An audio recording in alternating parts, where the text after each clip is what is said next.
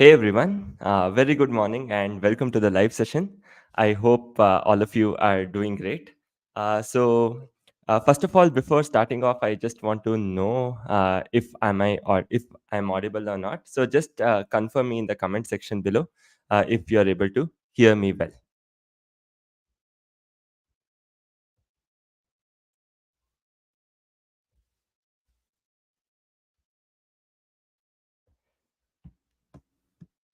Okay, that's great. First of all, very good morning, and thank you so much for joining the live stream. So, in this live stream, what we are going to do is try to uh, take concepts from what we have discussed in our previous video, and we will try to implement it in live trade and see how we can go about it. So right over here, you can see that I'm already carrying a positional trade. Right now, it is at a loss of 700 rupees. But this is a trade which I have been carrying from Friday. So this is a 45,000 short straddle with some hedge. So I won't be touching this trade. I'll leave this trade as it is. So along with this, we will also enter some intraday short straddles, right? So the idea behind this video is simply to explain you what are the logics that I would be using to enter a short straddle and how I would be adjusting a short straddle and how I will exit a short straddle. So my hope is that I will be able to add some value to you while we have this session. So we'll discuss different kind or different ways of adjustment. We'll discuss how we can go about adjusting the short straddle or when I will adjust the short straddle and so on, right? So now, without further ado, let's quickly start off with the video, before which I have a small request from you guys, right? And the request is pretty simple, that uh, please do hit the like button and subscribe button in case if you haven't, because this might just take a single minute for you, but it will make a huge difference for us as content creators. So when you hit a like button and subscribe button, we will be able to reach out to more people because of the YouTube algorithm. So don't forget to hit the like button and subscribe button. So let us quickly start off with the live session. And I will first look at the charts and quickly explain what is the logic behind the trades which we'll be taking now. So I want to keep this session very interactive, as interactive as possible. So I will be asking you a lot of questions. You do let me know in the comment section that okay, any kind of questions you have, you can let me know. You can let me know your personal view also. So when you look at chart of Bank Nifty, today we'll be trading in Bank Nifty. So when you look at the chart of Bank Nifty, what is it that comes to your mind? What do you think, or where do you think Bank Nifty is headed? So you let me know in the comment section. Accordingly, we will also end up taking the trade. I'll share my view later on. First, I would like to hear your view. Where do you think Bank Nifty can be headed?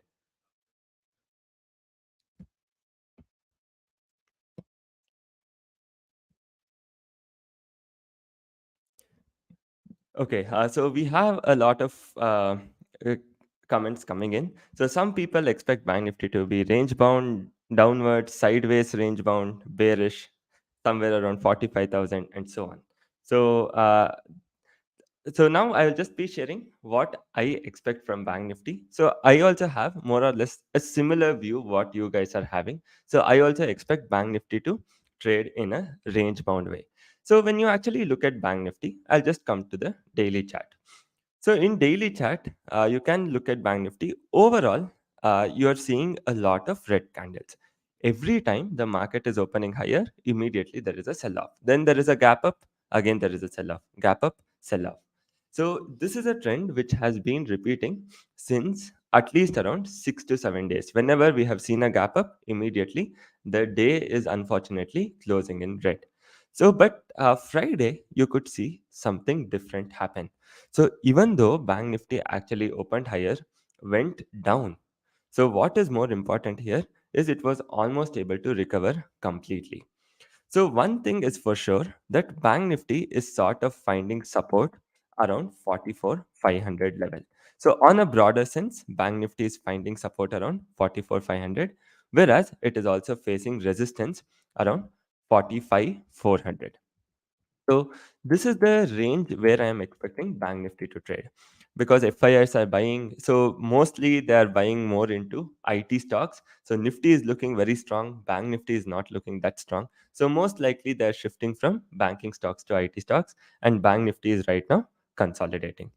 So because Bank Nifty is consolidating right now, so I would want to choose a range bound view rather than go bullish or bearish. So if I look at the daily chart, I do see that Bank Nifty is consolidating in a broader range.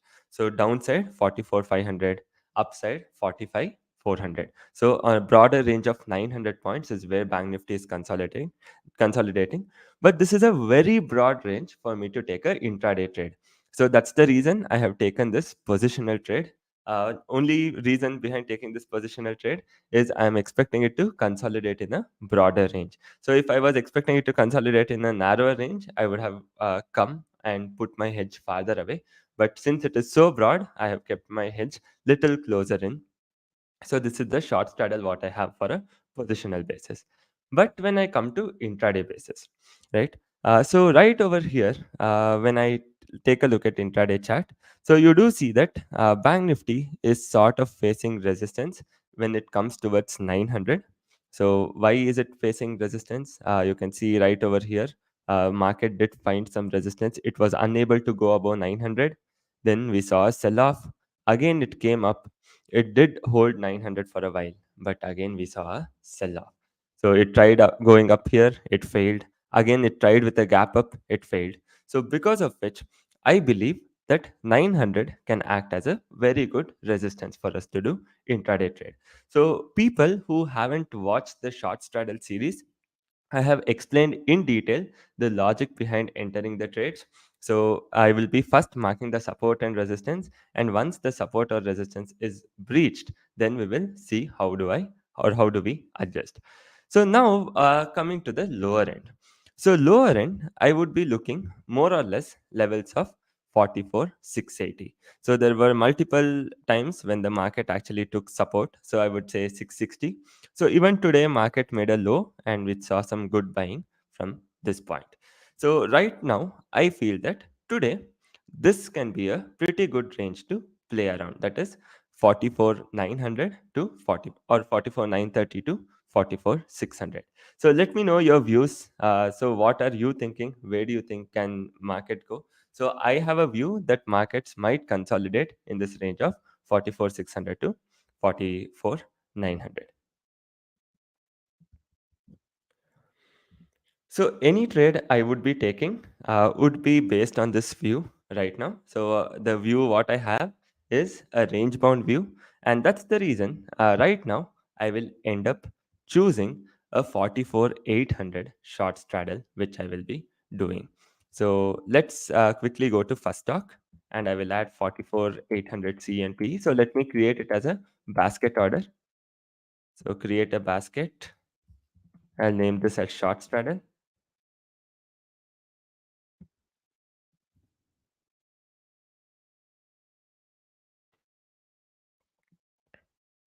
So I will do this intraday because it will be helping us keep a track of how much we made from intraday and how much we made from positional. So the quantity what I will be going is 350. So I'll add P, then I will also be going 44,800C. So I'll be doing intraday, sell, and I will be going market. So maybe we can go 400 quantity. So I'll just edit this also. So 400 quantity of short straddle is what we'll be doing, and I will execute it right away. So both my orders are now executed. So let's just take a look. So right over here, you can see we have two 400 quantity short straddles in intraday, and we have some positional regular short straddles, which is around 45,000. So we have a 44,800 short straddle and a 45,000 short straddle. What we'll be focusing is only on this intraday product. So let's not come to the positional aspect. So let's just focus on the intraday product. And now the idea is fairly simple. So I would say that if the market is breaking 900 or 660, so 927 or 660, only then I would consider doing any kind of adjustment. So otherwise, no need to do any adjustment. So this is the overall trade what I have taken. And most likely, we might not have to do any adjustments till these levels are broken. So I'll wait for the level to break. And once the level is broken, we will more or less look what is the best adjustment that can be done at that point and end up adjusting the trade. So with this, we have finished the entry of the short straddle. So let's say if you have any doubts in the comment section, feel free to ask. Let's take one by one. Let's look at the questions, what is coming in. Let's try to address one by one and see. Um, you can also ask me questions relating to any kind of, even any kind of stock related views. I would be more than happy to give it. So, any stock related views, do let me know. I'll be more than happy to share it with you guys. So, what I'll be doing here is I'll just share my entire screen.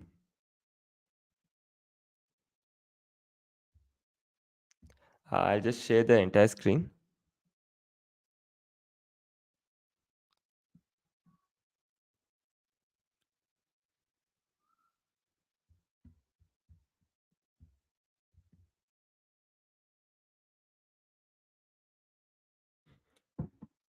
Right. Yes, guys. You can now end up asking me any kind of questions you have. So we'll take up one by one and answer it all. So meanwhile, I just have a small request from you guys. So in case if you are finding this stream informative, then please do hit a like button and also subscribe in case if you haven't, because it is just a small thing, but it is a huge thing for us because it will make a lot of difference, right? So if you guys hit the subscribe button and like button, the YouTube algorithm is going to promote this video to a lot of people, and more people can end up joining the stream. So please do hit the like button and subscribe button so we can do more such stream. So I hope that you're clear with the entry what we have taken and the adjustment idea. So let me just try to summarize the whole thing again. So we have entered a 44,800 intraday short straddle, which is right over here. You can also view it on the trading terminal. This is the first stock trading terminal. So 44,800 short straddle is what we have entered. And the reason behind that is fairly simple, because we did see the market was consolidating in this range. And because it was a narrow range, we ended up taking this. So now let's go on and address some individual stock queries or any kind of queries that you have. So we'll address one by one, and later what we would be doing is also play a chess game with one of the subscribers. So anybody who is up for a good chess game, so do drop me your name in the comment section. Let's maybe go to leadchess.com and or even chess.com, and let's try playing a game right over there, right? So now, a lot of people. So Manjunath is asking about a question on Nifty. So let's take up this question first. What is the view on Nifty? So then we will also be taking a question on IDFC First Bank. So let's take one by one. And here Nikhil is also asking us to do a video on Greeks and Delta adjustment. So that is something which we'll be covering over time. So right now we will stick on to just focusing on this individual stock views. So this is a Nifty right over. I have just opened the chart of Nifty, and this is the Nifty chart. So when I look at the weekly chart, so you can see right over here, Nifty actually ended up breaking a long consolidation of almost around 3 years after. So this was the high what it made in October 2021, and after 2 full years, market actually broke this high, and now it is heading higher. So 2 full years, market was able to break 18,500 or 18,700, and finally we have headed upwards. So because we have broken because we have broken the all-time high after 2 years of consolidation, I particularly believe so we are headed for a massive bull run. So that doesn't mean that the market cannot come down, but my view is that the market is not going to come below 18,500. for at least till any big crash comes. So even if we are seeing any kind of correction, it will be a great time to add on. And I do expect the markets to head higher towards. So my expectation is markets can easily head higher towards 20,000 or even 21,000 by this year end. So I won't be surprised if we see Nifty trading around 21,000 by this year end. So this is a great. I will just tell you why exactly I believe that also. So this is a period of 2016, 2015, 16, right over here. So you can see what exactly happened. So after the bull run, what we saw during the election time, so again the market consolidated for almost around 2 years. So from 2015 all the way to 2017. And once the market was able to break this consolidation, we saw a steady uptrend. Look at this uptrend all the way from 9,000 to 11,000, almost around 20% increase in market. So this was after a consolidation of 2 full years. So a 20% upside in market. Now I will show you one more. So as we move back, so this is the time of 2009 to 12. So you can see right over here. So from 2008 to 2014, so we finally broke in 2014, a long 6 year consolidation. We broke in 2014. And after that, we saw a fantastic rally of almost close to 50% in the index. So once after a 2 year consolidation, we saw a fantastic rally of almost around 20% in the index. After 4 year consolidation, within next year, we saw a rally of close to around 50% in the index. And now, based on this, let me know where is index headed after another 2 years of consolidation. So here we ended up consolidating for 2 years, and in my view, we must be headed at least for 21,000 by next year. So this is based on what the history suggests, and based on how the macroeconomic trends are playing out, how the GDP growth is turning out in India. So the chances of recession is lowest in India. And if you look at any global investment opportunity, everybody is suggesting India. So depending on how things are playing out, so my view is that we must be heading easily towards 20,500 or 21,000 by this year end. So, what do you think? Let me know, guys. So, let's try to keep this interactive. So, let me know what do you think or where exactly Nifty is headed.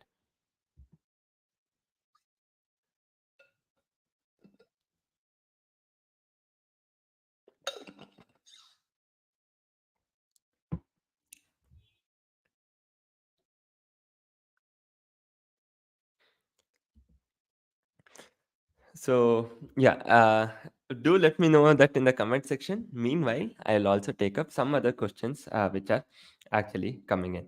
So, yeah, chess, we will play around 11:15. We will go for a chess match because the market is more or less consolidating. I don't think there is a lot of trades to be done today.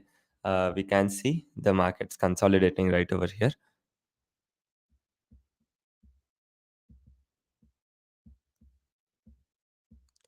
So yeah, let's see what is happening to the position. So no much of improvement in the position. Actually, we are in a loss. So we are in a loss of 2,000 rupees because the market has fallen slightly.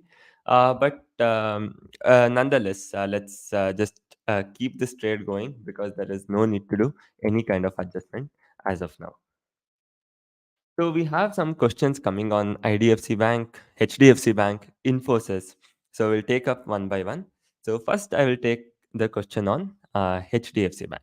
Right. IDFC, I think I have already discussed quite a lot on my Twitter. So I have a lot of positions in IDFC Bank. I will also show that to you. So right now, I'll just discuss HDFC Bank because we also have the results coming in. So right after this, I'll be also talking about IDFC Bank. So HDFC Bank is in a very, I would say, a very critical zone because the stock absolutely hasn't performed from almost around 2 years. So right around 1700, the stock is facing a lot of resistance. Every time it is coming around 1700, there is a sell-off. So you can see first attempt was made in October 2021. Then there was a sell-off. Then there was a merger news in March 2022. The attempt was made. There was a sell off. Then finally we came higher here. Then again HDFC Bank fell, and then fourth attempt was made in April 2023. Again it fell, and fifth attempt was made in June, and again it fell. So there is, I don't know whom it might be. There is a group of institutions, it might be a group of, I wouldn't say operators. So there are institutions who are actually booking their profit in HDFC Bank, or they are selling HDFC Bank shares as it approaches 1700. There must be a group selling it, otherwise it is impossible that the bank keeps falling every time. So the shorters or people who are booking profit are ensuring that HDFC Bank is not actually crossing 1735. And this would be a very crucial level for HDFC Bank to break. And if HDFC Bank is able to sustain above 1735, what we can see now is the range is slowly getting narrower. So you can see here the range was bigger. So right now it's trading around 1550 to 1750, and the range is day by day getting narrower. So this is a very good thing. As the day range gets narrower, and as the markets or HDFC Bank starts to move higher, there is more likely that we might end up breaking on the higher end. So if we break on the higher end, anything above 1735 can give a very good rally in HDFC Bank. So I'll also tell you one more thing. So when you actually look at HDFC Bank, uh, I would be showing you the P ratio. So you can see the 10-year PE ratio, what has happened in HDFC Bank. So the earnings have constantly improved over the past 2 years. So it was 27,000 crores, 31,000 crores, 38, and right now 46,000 crores. So from past 3 years, we have almost doubled. So from 22,000 crores to 46,000 crores, but the stock hasn't gone up.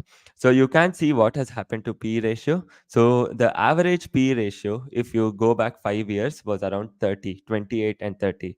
Right now, the P ratio is just around 20. So there is a significant dip, what I would say, in the P ratio. So people are not pricing HDFC Bank anymore at 30 or 32 PE. So right now, they are more or less pricing HDFC Bank at a P ratio of 20. But this time, HDFC Bank is expected to report a very good numbers of 27% increase, and the results are coming today. So in case if it is able to beat the expectation, so we might see it retest 1750, and if it is able to hold this, we can expect a fantastic rally moving ahead. And if HDFC Bank is going higher, then very likely Bank Nifty becomes unstoppable. Nobody can stop Bank Nifty if HDFC Bank starts to gain momentum.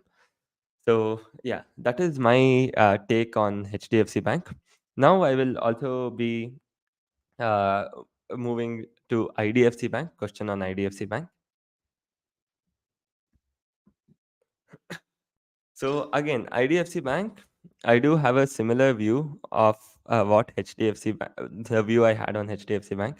So it is almost heading for a all-time high breakout. So you can see that when it got listed in 2016 or 2015, late 2015, it had made a high of almost around 83 or 82. So after a long consolidation of almost around 7 to 8 years, finally it is attempting to break on the higher end. But what is more important for you to note? So I will also tell you why I am so much bullish on IDFC Bank. It is very simply because of these key points. So I will just log into the account right over here.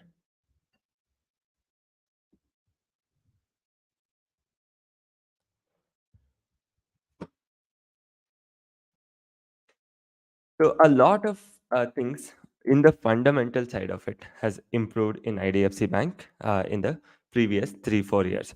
So you can see what has happened on the liability front. So earlier the company was borrowing at 7.6%. So when I say earlier, so when it was previously IDFC, right? So the IDFC banking part of it had a lot of infrastructure loan, and also Capital First had borrowed at a very high rate. So previously, the borrowing rate, cost of funds was around 7.6% in financial year 2019.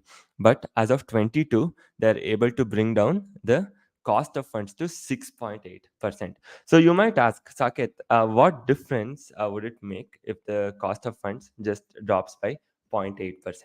But for a bank, that would mean a big difference. So that is a huge difference for a bank because they will not be dealing in maybe 5,000 crore, 10,000 crore. They will be dealing in lakhs of crores.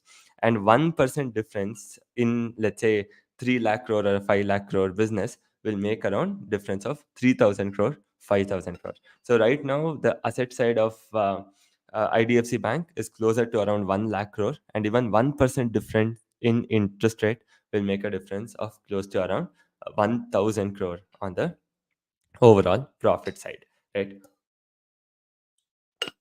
And the second thing, what you can see right over here, there is that is the core deposits. So the core deposits or deposits from customers has actually gone up from 27% in 2018 to 73%. So right now, most of the deposits are actually from the customers.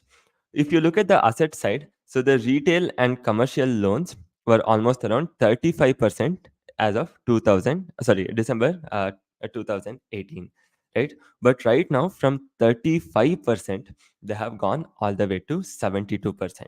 And the safest form of lending is the retail lending. So infrastructure lending is not really great. So not a lot of infrastructure companies are doing well, and right now you can see what exactly has happened on the asset side.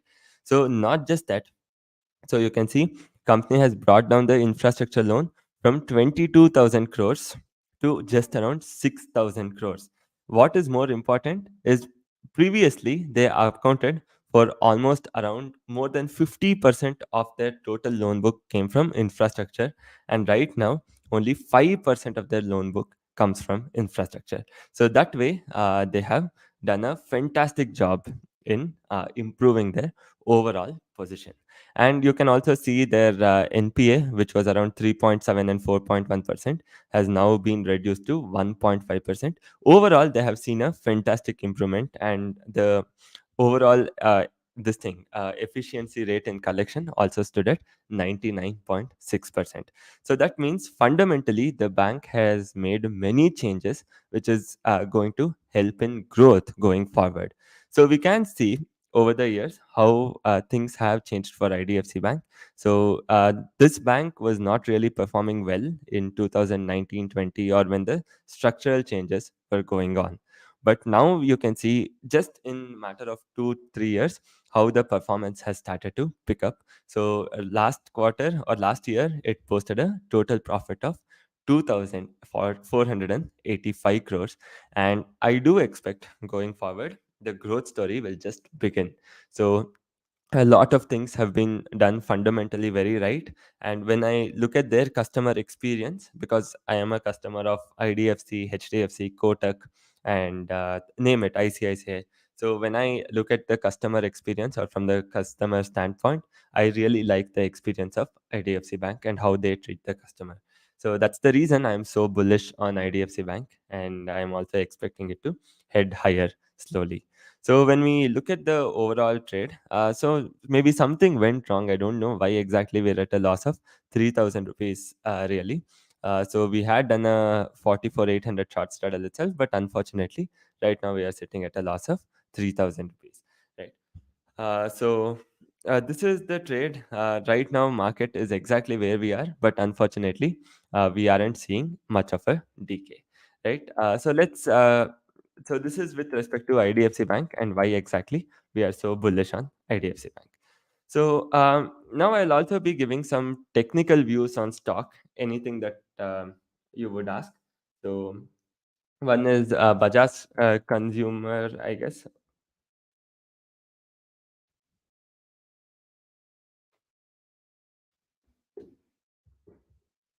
So Bajaj Consumer, I don't think I would enter the stock. Uh, purely from a technical standpoint. So let me also tell you one more story. So some stocks can be excellent fundamentally, but they might not be the best technical stocks. So for example, if you take example of ITC, ITC had one of the best fundamental stories, but you had to wait almost around 7 years before the momentum really picked up in ITC, right? So if you take from standpoint of technicals only, so right now Bajaj consumer is not in a great place, and I would avoid entering Bajaj consumer. So Wipro is the next question, which is being asked by Edge.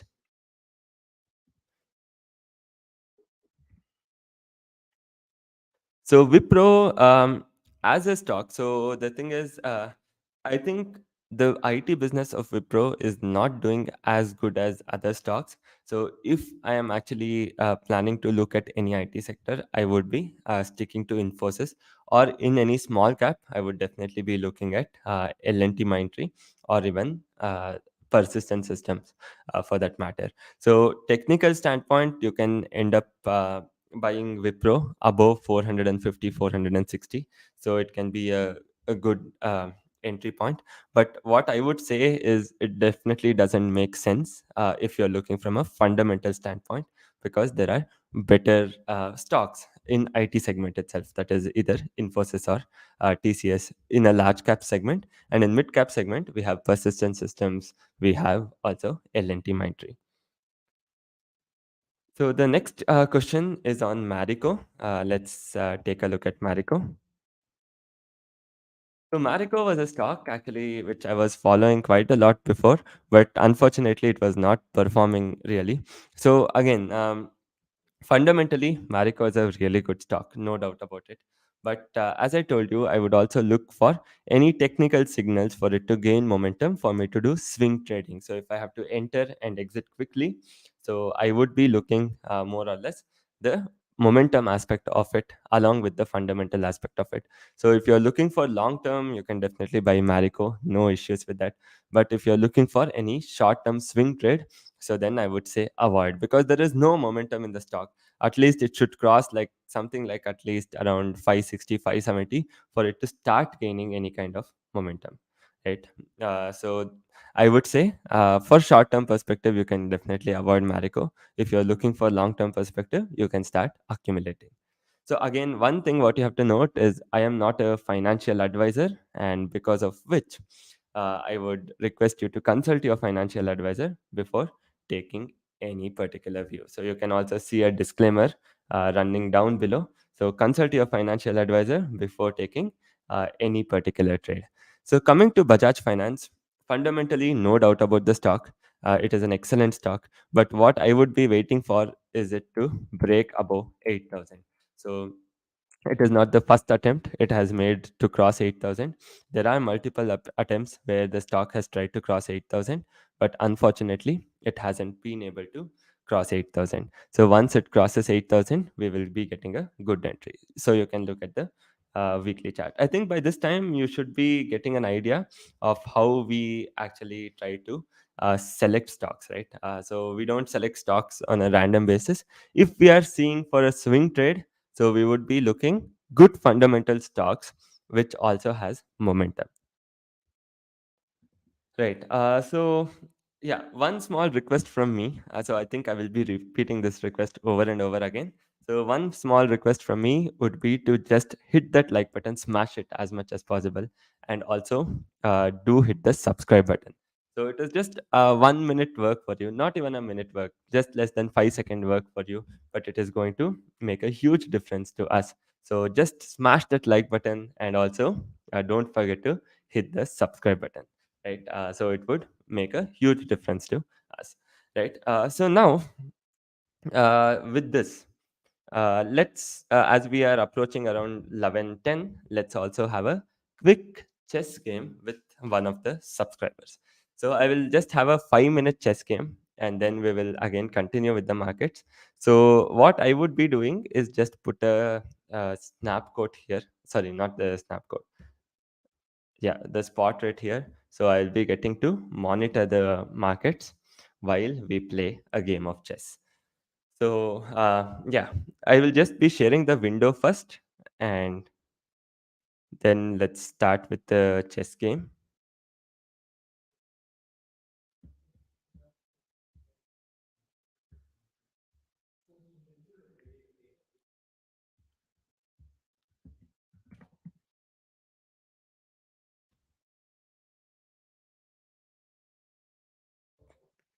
Okay, the idea is just to keep the things like so trading is not just about sticking to the screen 24/7 like till the market is open.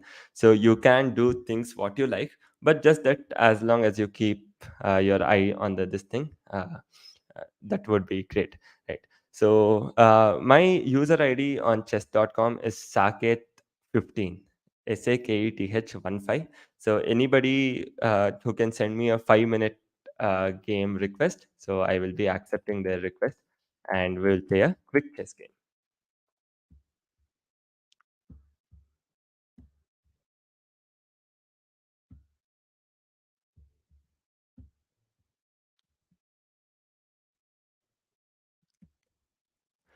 So I guess the stream is actually happening 720p if I'm not wrong. So, in case if it is not very clear, you can definitely consider increasing the quality. So here we have started a quick chess game with Abhilash. So it's been quite some time since I played. So before I used to play a lot. So my ranking was very high, but right now my ranking has dropped quite a lot because I play once a while, but unfortunately I end up losing the time I play also. Right. So yeah. So any kind of blurry screen that you're witnessing, so please do consider to increase your uh, the streaming quality. You can just do it by going to settings. The stream is happening at 720p HD, not at full HD. So I'll try to improve that. So right now it's happening at 720p HD. Right. So yeah.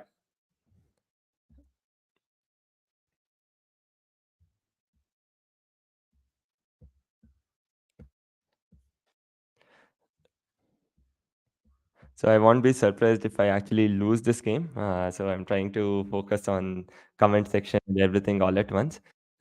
So Bank Nifty right now is around 800.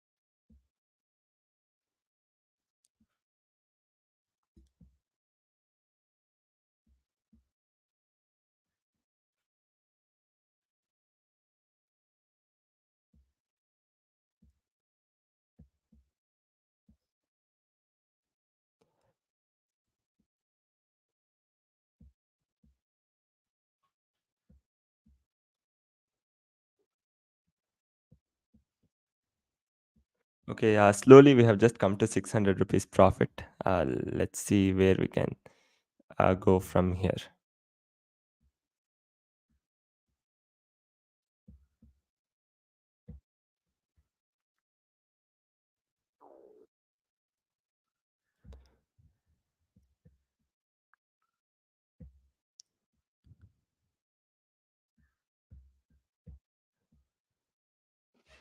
Okay, clearly I'm down, losing right now.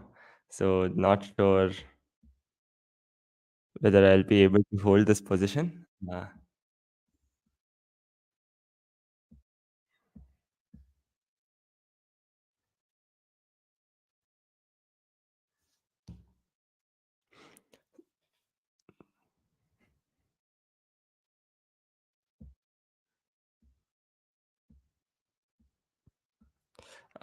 He actually caught me right there. So it would be checkmate in one. So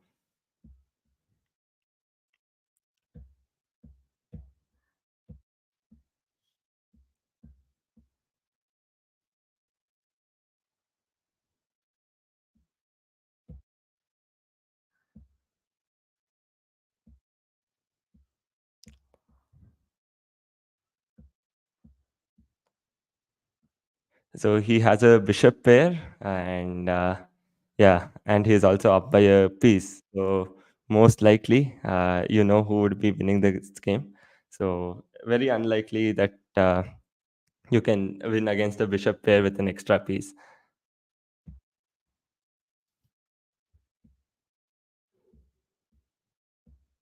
So even though position wise, like it's just +1, but overall position wise, he is really much better than where I am. So at least with this, I know for a fact that I have eliminated his white bishop, and I have all my pawns on white. So I can at least end up. So this bishop, even though he's up, might not really make much of a difference because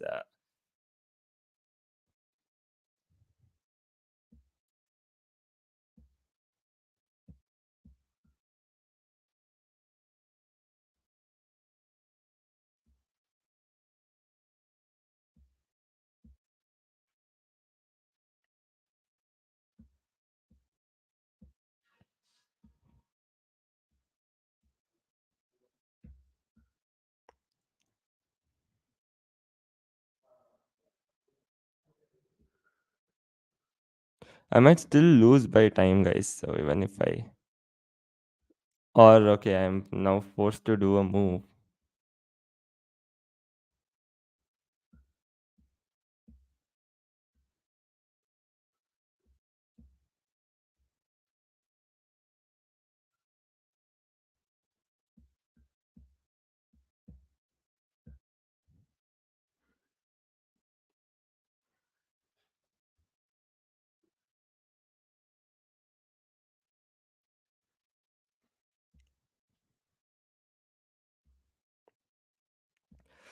Okay, so it's becoming a little hard for me to keep up with uh, things.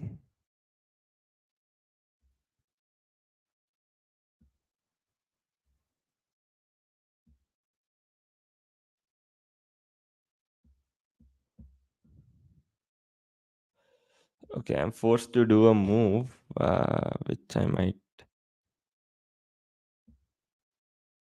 not really prefer now.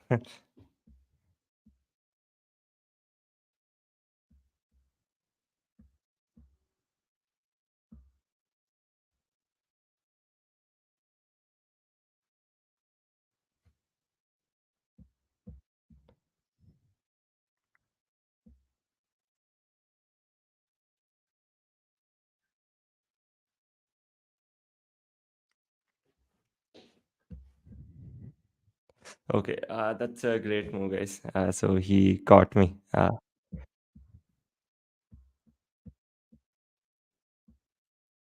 That's a fantastic move. He has it.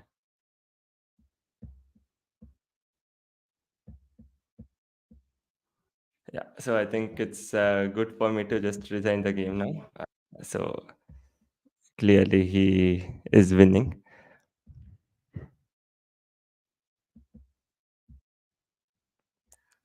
Yeah, okay. So it was a clear win for him, anyways. So there was no way I could beat him, or maybe I could, I'm not sure.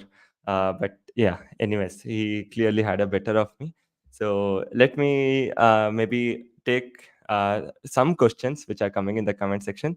Then I will play one more game with any one of you, right? So let's get back to the market for some time. Then maybe 30 minutes later, let's get into one more chess game. So congratulations to Abhilek. Sorry, I think I mispronounced last time. Not Abhilash, Abhilek. Congratulations, and yeah, it was great playing with you. So now coming to the markets, so nothing being done. So I'm just waiting the whole day, doing nothing, just sitting in front of the system, and the market is just consolidating exactly where we want. But unfortunately, we aren't getting anything out of the markets because the decay is not happening as we expect, right? So as you see here, So we just have 600 rupees as of now. Let's see where we can go from this particular point.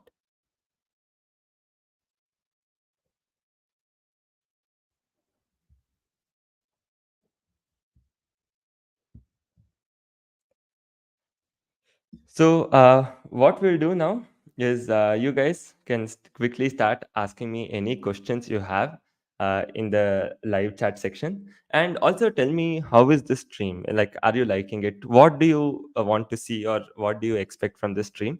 So that we'll try to bring this in, because it's a new experience for me also. So, anything that you guys want to see in the stream, so we'll just bring it on in the upcoming streams. So, I plan to do it maybe 2 weeks once or 3 weeks once. So the next time I do, I'll definitely try to bring the elements which you guys would like to see.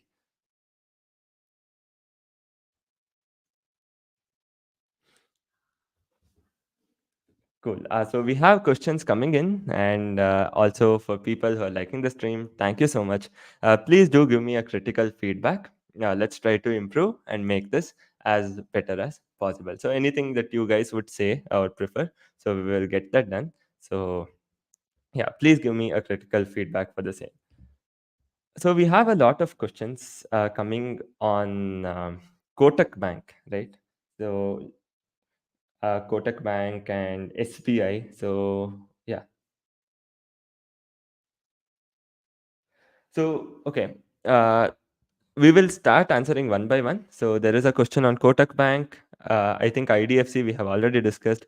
Jubilant Food, SBI, and also with respect to how we manage position sizing. So first, I will take up the question of how we manage position sizing. So I have made a detailed video. If you actually go to the channel, so if you actually go to my channel, so here in playlist, you will find a detailed video under short straddle video series where I have spoken about position sizing. So if you just open the series, the part three of the short straddle, or I think part three of the short straddle is about position sizing. So you can definitely view this video. So I have attached the link in the description. If you just see the description, so I have attached the link, and you can definitely check that out. So now I will discuss more on the lines of uh, the next one, that is Kotak Bank. So Kotak was my favorite stock, but right now you can see, even though Kotak has done really good fundamentally, right? So this is the same story of what we get to see in HDFC Bank. Fundamentally, the stock has performed really well. So you can see the profit again in Kotak also from 2020 has almost doubled, not exactly doubled, almost doubled. But unfortunately, the stock from the past 2 years hasn't performed at all. So no performance in the stock, even though the profit has almost doubled. And the same thing, the valuation market is no longer valuing this stock as it used to do before. Before it was trading at an average PE of only around 40. But right now, the average PE has come down to 25 and 26. So there is a huge discount in what market is giving to the valuation, right? So you can see right now the P is around 25, and that's the reason what we get to see is that the stock really hasn't performed. Now, I think you guys, based on the things what we have discussed now, you tell me why exactly I would say no to buying Kotak Bank. So you have already attended the session for more than an hour. So let me know, why do you think I don't like buying Kotak Bank right now, even though the performance is so good? So what is that reason that makes me not to buy Kotak Bank? Quickly, let me know in the comment section quickly, and let me see if you guys have paid attention in the last 1 hour or not.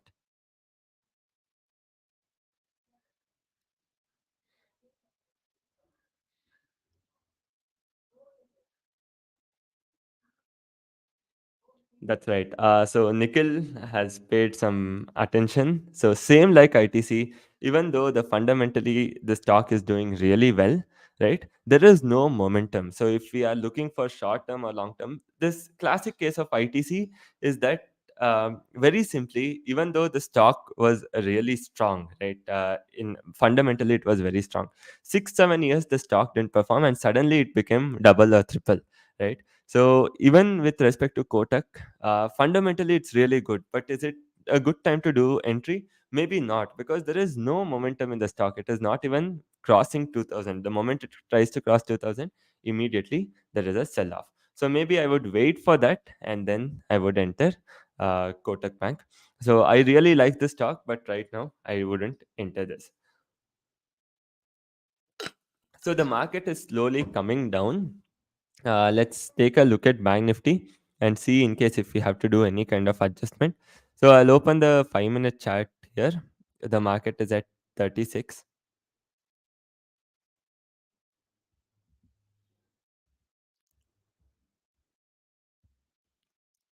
So yeah, no need to do any kind of adjustment as of now. We will wait for it.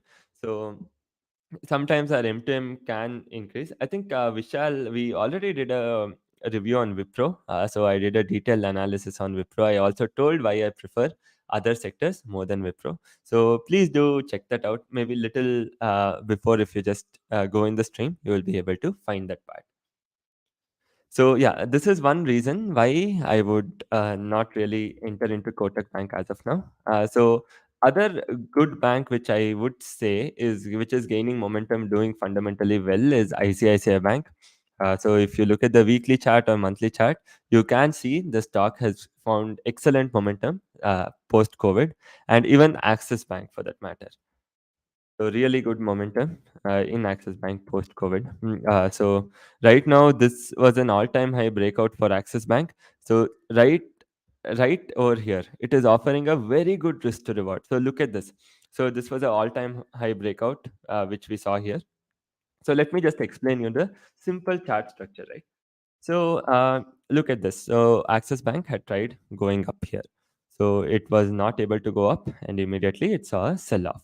Then finally it broke with a very strong candle. And again, this was a all-time high breakout. And then the stock went up, came down, retested this level, took support here, and we have had one more all-time high breakout. So it retested and one more new all-time high breakout.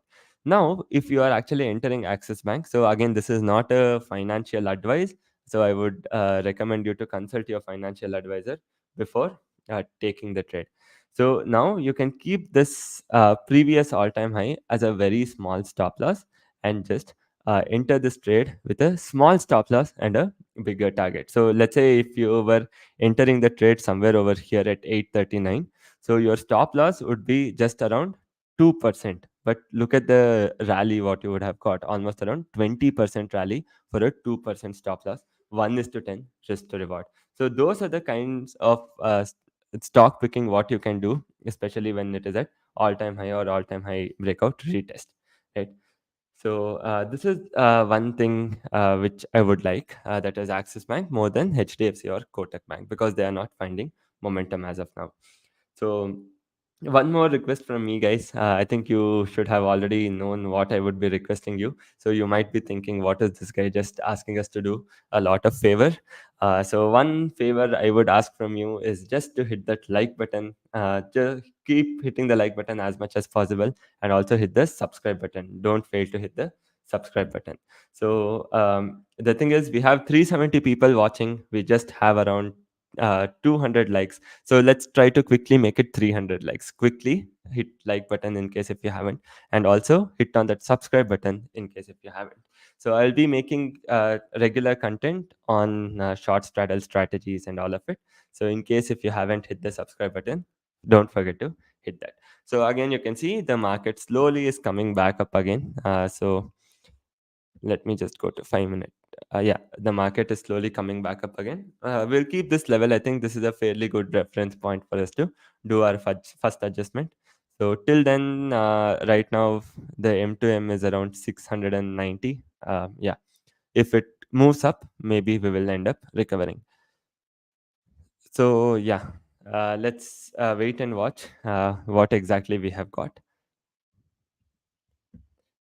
Now we will also take up some more this thing. So what I will do is I'll just take a 5-minute break and I'll be back at 11:30. I will come back, take some more questions, and post that. I will also around 11:45, 11:50. One more game of chess game, guys. This time I hope I win. Please, I hope that I will be getting a easy game to play and I win. Right.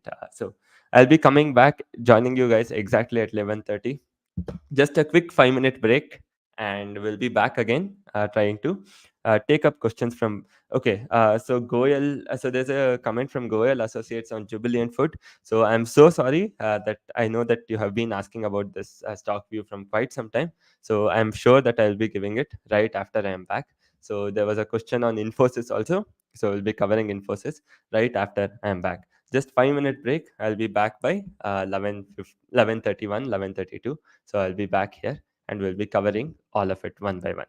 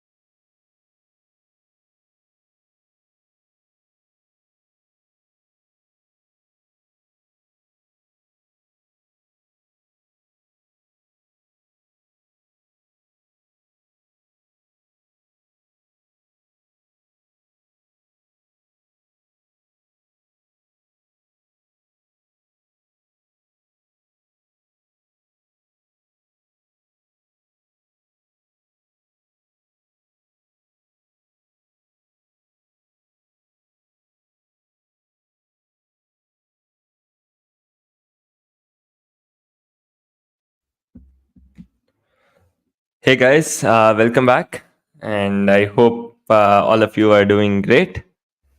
Just a second, guys. I'll just get my charger. Just give me a moment. I'll just come back with my charger, and we'll be. I'm so sorry. We'll be taking the individual stock queries and see what we got there.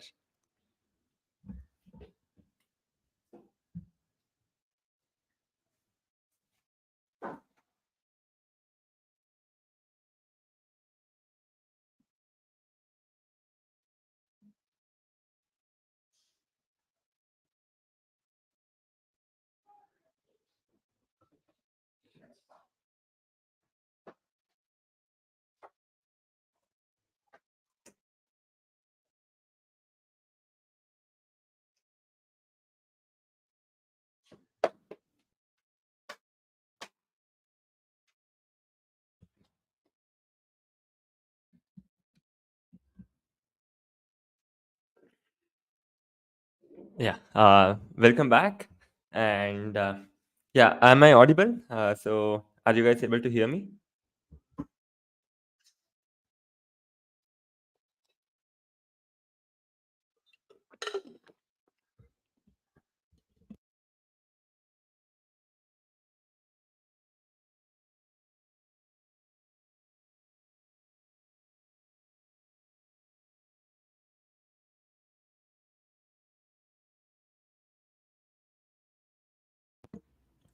Right. So that's great. First, let's quickly start by looking at the trade. No improvement in the position. So we are where we are. So it hasn't improved in any sense. And now let's quickly start taking up the stock queries. The first question was on Jubilant Foods. And I think I forgot who was asking on Jubilant Food. So first, we'll take up that query.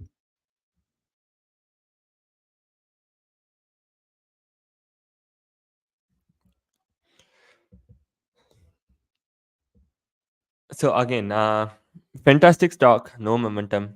So I would avoid. So there are two things which I would like to tell you guys. So first of all, in case when I say there is no momentum, in case if you're looking for long term, so it's great to accumulate. But the thing is, you can start accumulating as and when the move also starts to come, right? So let's say ITC is slowly coming down, you can slowly start accumulating. But what I would prefer is, so for example, let's say this is a chart of ITC. So what I would have preferred is once you see the market slowly see ITC made a high in 2017. So people could accumulate at 260, 270 throughout 2018, 19, 20. So 20 we saw a fall. At this point, you knew that ITC is slowly consolidating, and the moment it maybe broke around 270, 280, you could have started adding more aggressively. Small amount of accumulation, and later you could have started adding more aggressively. So because it doesn't make sense to double your capital holding a stock for 7 years from 2017 to 2023. So if you are actually holding a stock for 7 years to double, it wouldn't make much sense. But even if you have entered it 300 or 200 right over here, right? So you haven't even doubled, guys. It has just gone up by 50% holding for 7 years. So rather, if you had entered at 280, at least in the next 6 to 7 months itself, you would have got pretty good returns. So Infosys is one more question which we had and which we didn't address. So I'll just come back to Jubilant Foodworks and then we'll go to Infosys. So the same case with Jubilant also. So I wouldn't prefer entering now. Only reason being I do find that even though the stock is good, there is no momentum in the stock. So Infosys is my favorite stock, to be honest. And there was a fantastic entry above 1360 itself, because after a long consolidation, it had given a breakdown, and there was a fantastic entry above 1360 itself. Now it might be little late to enter, but still, nonetheless, if the IT pack turns around, then we can expect some good movement coming in. So the next question, what I would be taking is on Tata Steel, and this question is by what you want, right? Yeah. So let's see Tata Steel.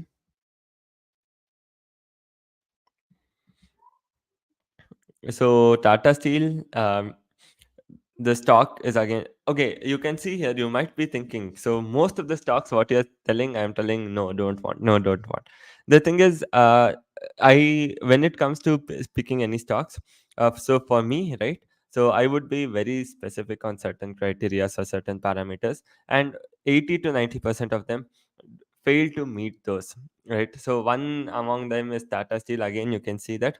So it is a long range consolidation. So from almost 2.5 years, the stock is consolidating, and I don't see any momentum, and I don't see any reason to be long on this stock right now.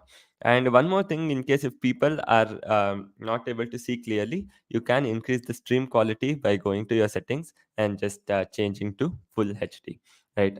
So I think 720p HD is the maximum available, so you can just change it by going to the settings of the video. So next question is on Tech Mahindra, and question is by uh, Sarlin. So let's see Tech Mahindra.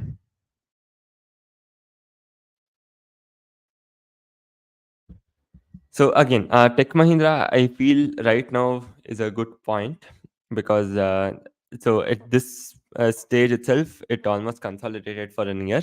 So with keeping this as a stop loss, 1166 as a stop loss, you have a really good entry. So if you are looking in IT space itself, so I would now prefer this L&T Mindtree, and I would prefer a weekly close if we are seeing any weekly close above 5100. So I feel this would be a great time to enter L&T Mindtree, or even persistent systems for that matter. Looks really good to my eyes. So any close happening above this level looks really good to my eye, and we can also consider entering this. So these two would be week breakout. So this is on a weekly basis, right? So what we are discussing here is for a weekly basis. Next, we'll take a look at Vedanta. So Vedanta is a question by Nikhil. So again, Vedanta, the structure is similar to Tata Steel, and I wouldn't be having a lot of preference to enter this as of now. I think by this time you guys would have already known the reason why exactly I wouldn't prefer entering this, right? So next, let's see which question we have. Okay, next we have a question by Kader on Tata Motors.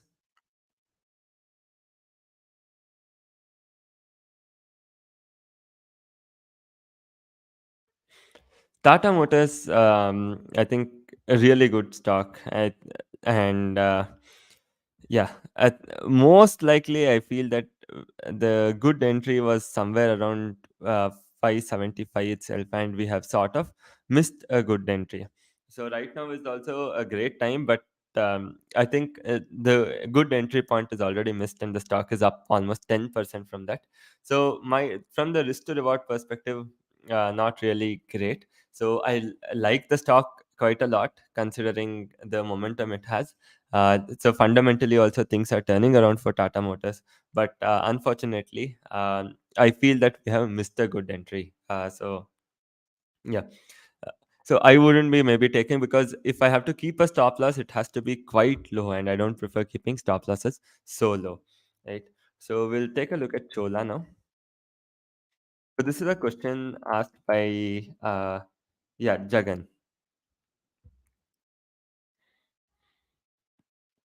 So Chola again.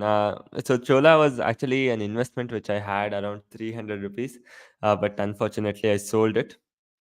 So uh, what because the overall momentum is looking strong for Chola, maybe a stop loss of 1122, which is hardly around 4 to 5%. So that can be a weekly closing stop loss, and we can continue to ride the rally. So this is just an option, but again, I wouldn't be preferring this a lot because we have already had a fantastic run up. So even in case of HAL, we have had a fantastic run up. So at this point, even though it wouldn't be my first preference, but I would still expect the momentum to continue. Maybe with a stop loss of 1124, we can expect some kind of rally. Right. So next question is by Vishal on Bajaj Finserv.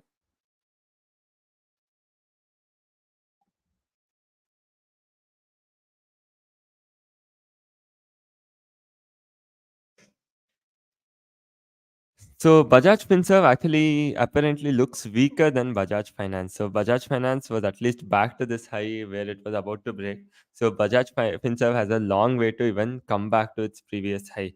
So at this moment, I would avoid Bajaj Finserv. So Chola looks much stronger with respect to technicals when you look at the overall the strength of relative strength of the stocks. So then there's a question on Karnataka Bank. There's also a question on Wipro and M&M. So let's take up, I think Wipro we already discussed. Let's take up Chandra's question on Aarti Industries and Karnataka Bank from Senthil Kumar and also SBI from Akhilesh. Right. So first, let's go with SBI. So SBI, yeah, I think the stock does look strong. So as the market is going to ATH, even the stock is almost going to its all-time highs. And I think maybe a stop loss of 550 or 555 can be a good stop loss. And if a break comes above 620, so I think maybe I would look for a break above 620 and keep this as a stop loss. Keep something maybe like 597 as a stop loss and enter SBI at this point rather than entering here. So since the market is slowly coming up, let's take a look at the position also. So unfortunately, no improvement in the position, even though the market is favoring where we want. We have just 172 rupees in profit. So some amount has come from yesterday's this thing short straddle which we had done. So right now today we haven't made anything. So we are actually at a very small profit from our intraday trade also. So which we had shorted at 239, right now is at 232, and what we shorted at 203 is at 209. Right. So next a question we would be taking by Anuradha Senthil Kumar. Anuradha is asking a question on Ashok Leyland.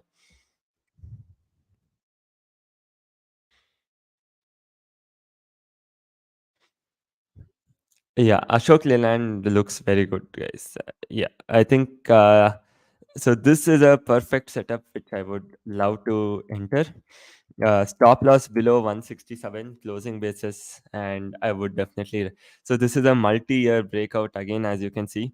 So this is the time when let's say Tata Motors was at a similar structure. I would have loved to enter Tata Motors, but nonetheless, Ashok Leyland is giving a very good opportunity. It is not just that one way it broke; it consolidated again. It's retested and it has broken, and the weekly closing is also above 170. So overall, it looks pretty good for me as of now, with a small stop loss of 167, 166 on a closing basis. We can enter Ashok Leyland. But again, do consult your financial advisor. I'm just sharing my personal views for educational purpose only. So I don't intend to give any recommendations for you to buy or sell. So this is just a idea what I have based on the structures what I follow.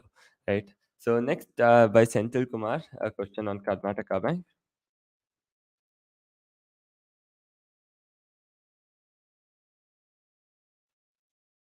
So Karnataka Bank also a fantastic move. Yeah. So this is something which again I would love to enter. So with a stop loss of maybe around 189, 190, closing base stop loss of 190, we can surely enter for a good target. So, but based on the two stocks which I have seen here, I liked Ashok Leyland more than Karnataka Bank as of now. Then we'll also look at Aarti Industries.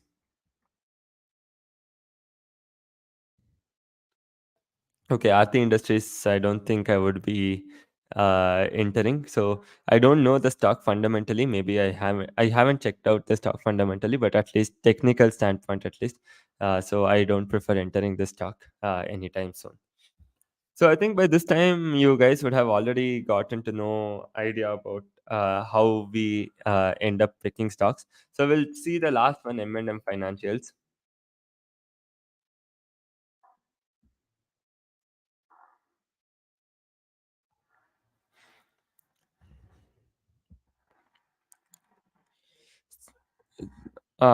So yeah,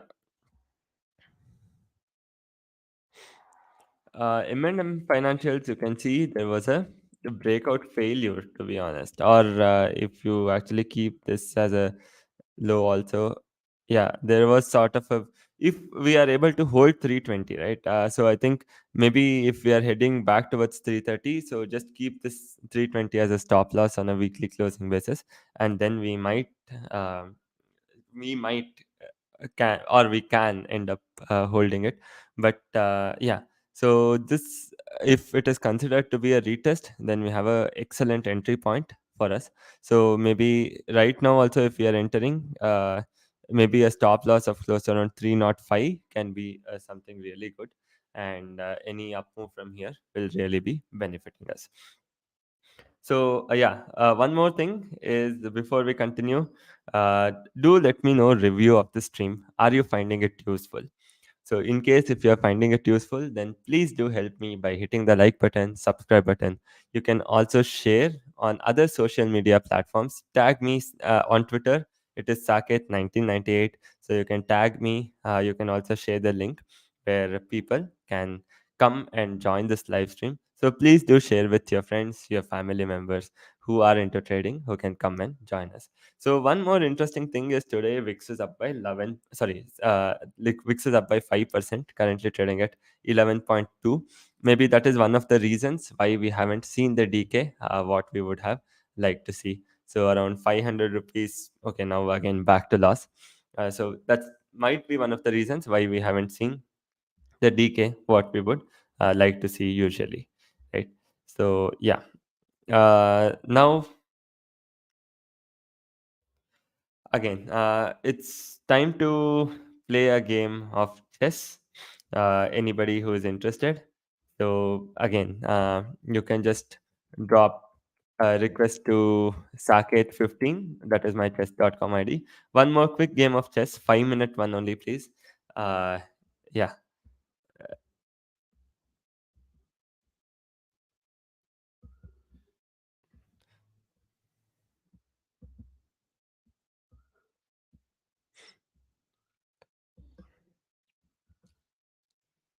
Okay.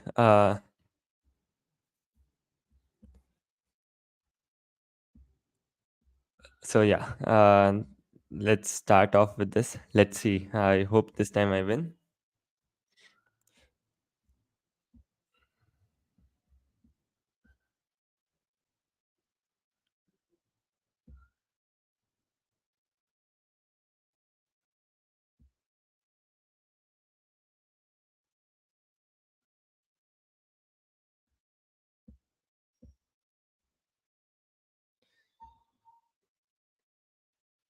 Meanwhile, I'm also keeping an eye on the markets.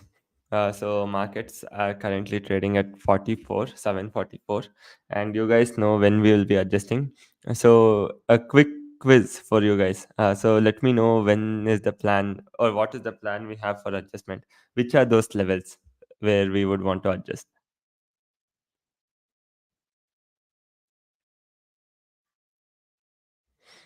So a quick quiz for those who are here. So what is the level which we are looking to adjust the trade? So quickly let me know in the comments. Let me see how much attention you have paid during this live. That's right. So Srinivas and Gurudeep, congratulations. Oh shit, I totally missed this, guys. Like totally screwed this up.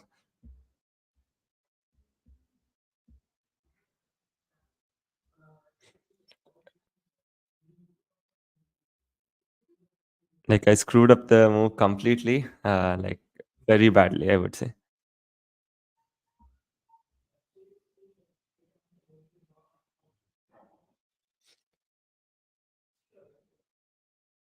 Great. Almost all of you have paid attention. Great going, guys. Very good.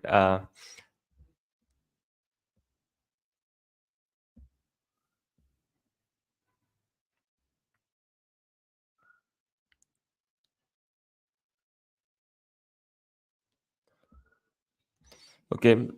So right now I'm playing quite badly. I can literally uh, sense it. Like it's pretty bad what I'm playing right now. Like the position is completely messed up. There is the structure is totally gone. Just randomly making the moves.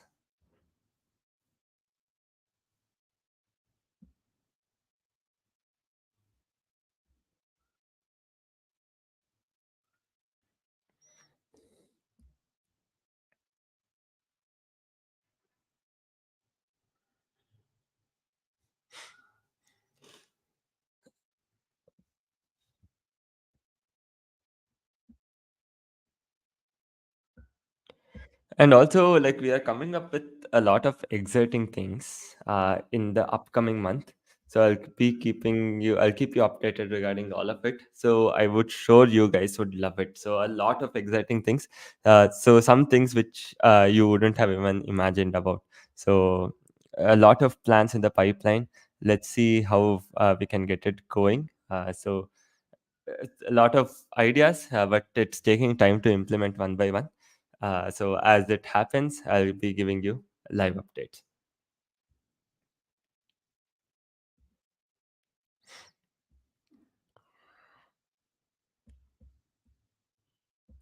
Okay, not that bad. Also, I would say maybe the position has slightly become okayish.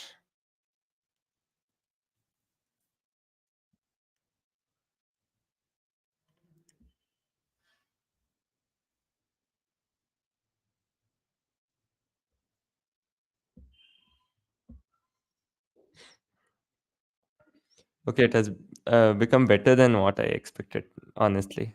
So I wasn't expecting it would come here. So I had a better move, I suppose, but I just missed it.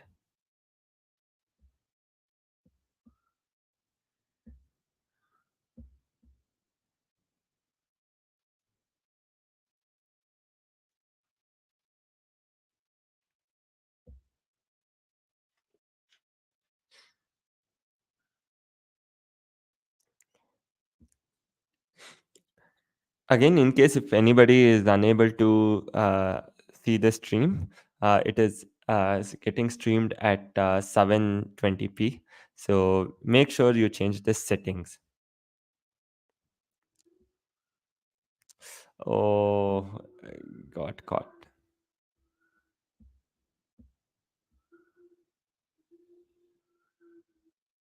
Okay, that is a bad move. Very, very bad.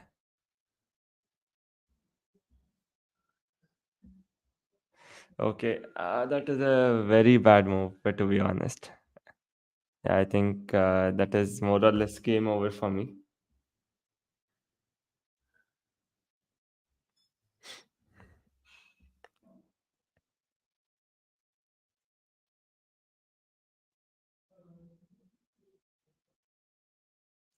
Okay, the market is also falling, but not fallen enough for us to do the adjustment. Just keeping an eye on the market also.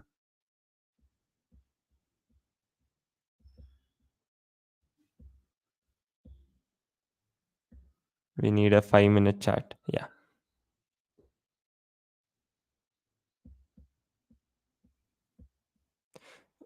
Okay, so I think most likely he made a blunder if I am not wrong. So that was a blunder, and I get to save my pieces. Yeah, now I have a significant advantage.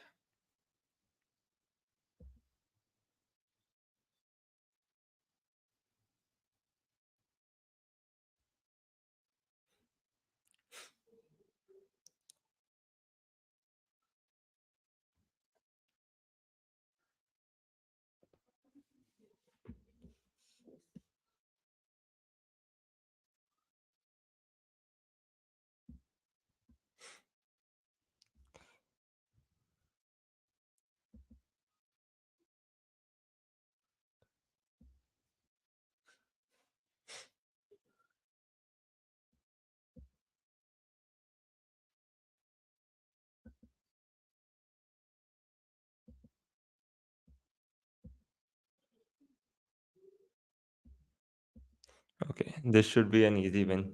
So thankfully, it turned out the way I want.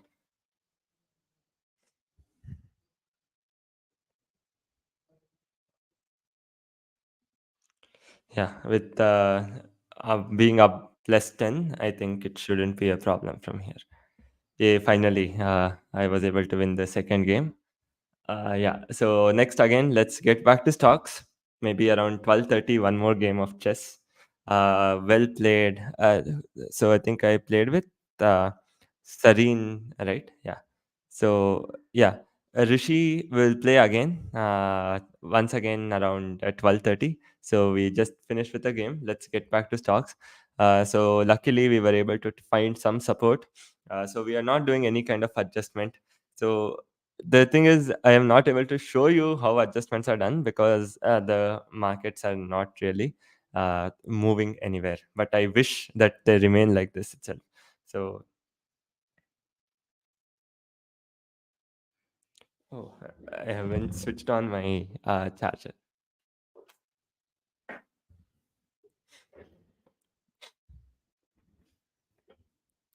Yeah. Let's again start taking up some more questions. Any stock views, any questions about trading, any questions about option strategies. So please do feel free to ask and we'll take up one by one and see what is the best I can answer.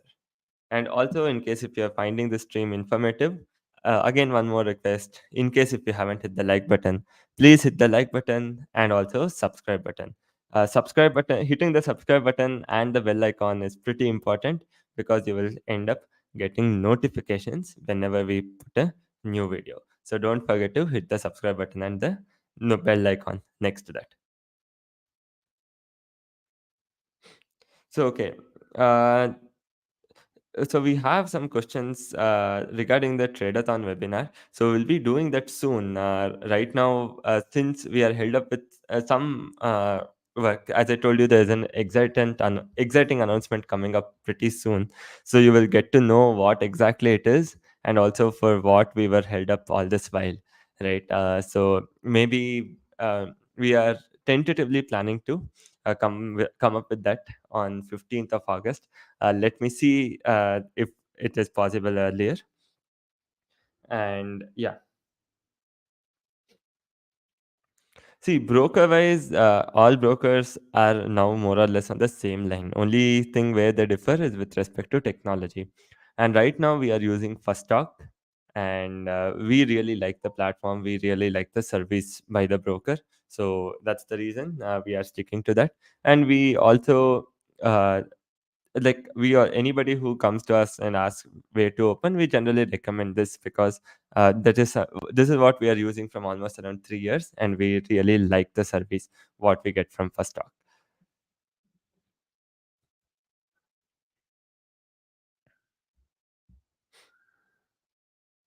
Okay, scalping.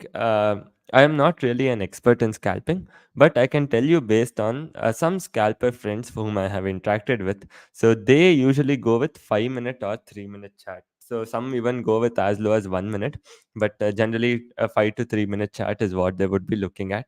So they also make use of RSI and indicators sometimes to do quick scalps. So that is my this thing knowledge what I have about scalping, even though I don't scalp. So I have seen some people do it based on 3 minute 5 minute charts. So there is a question by BPO on any book recommendations for learning option adjustment. So again, as I told you, like we are coming up with something exciting. It is one of the things what we are actually doing. So how Zerodha has modules on Varsity for beginners, we are trying to come up with for advanced options trading different modules. So that is what we are working on.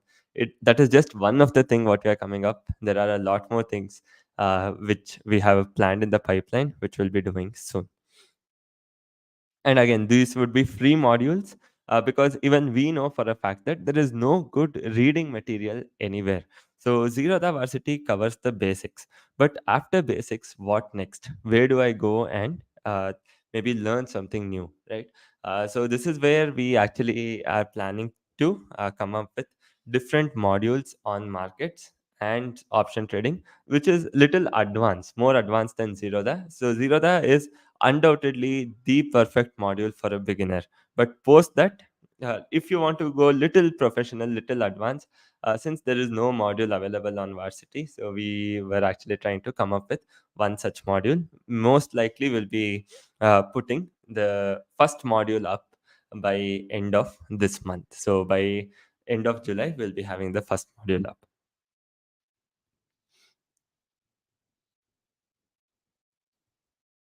So next, we have a question on how do you set stop loss for straddles, right? So right now in this video, I just wanted to cover discretionary trade setups. So I will be making a separate video first on how to do system trades. Then I will be showing how you can automate system trades, and I will also be doing live trading, automating the entire system trade. So I'll be covering one by one. So right now, for this, we'll stick on to the discretionary setup. So I have attached 5 video links in the description. So basically, what we are doing today is nothing but what we have discussed in those 5 videos. So whatever I have discussed, point to point, I am just doing the exact same thing in today's video. So in case if you haven't seen those videos, so just take a while after this session, maybe tonight or today evening, right?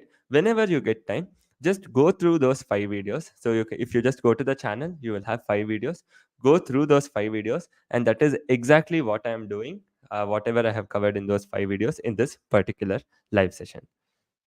So I will also be explaining on how you can automate on Zerodha. So there we are coming up with like a lot of exciting products. So I will maybe in the next live session when we go, right? So I'll be showing all of it, and I'm pretty sure it would be helping every single one of you.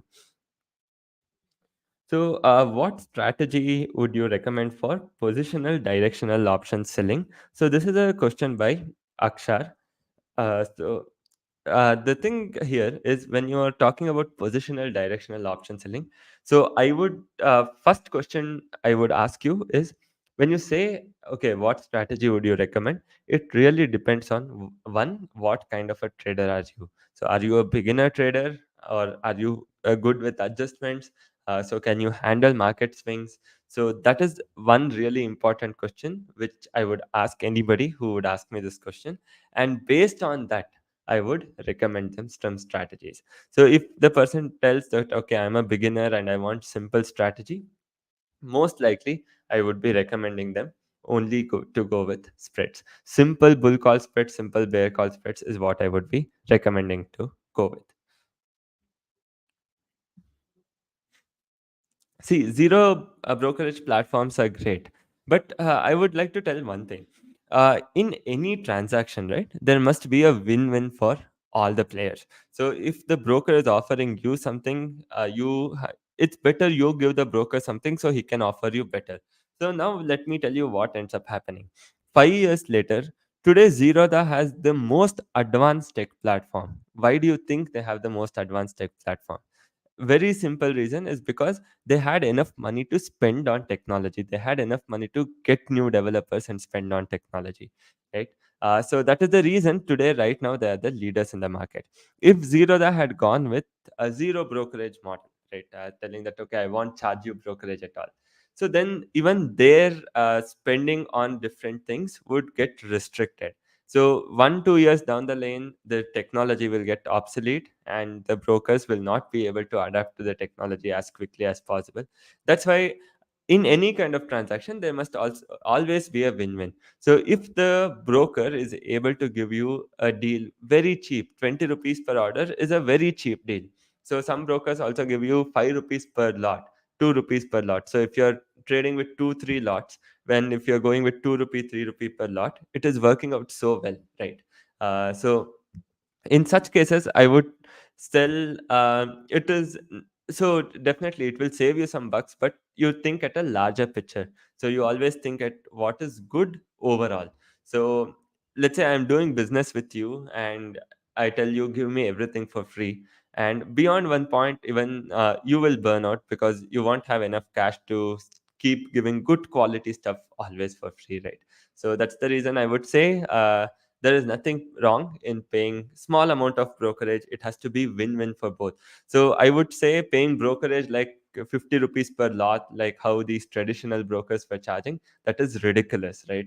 So nobody can ever make money paying 50 rupees per lot. But if you have a good like good deal, let's say 10 rupees per order or something like that, then definitely I would say it's good to pay brokerage. So that is my take on that. So the next question is, what is the profit for intraday short straddle? Let's take a look at it. Okay, right now we are still at a loss. So surprisingly, even though the market has not moved much, we are not in pretty good profits. So yeah, unfortunately, yeah, we aren't doing that well now. So I think 1,500 rupees is the loss what we have from our intraday trade.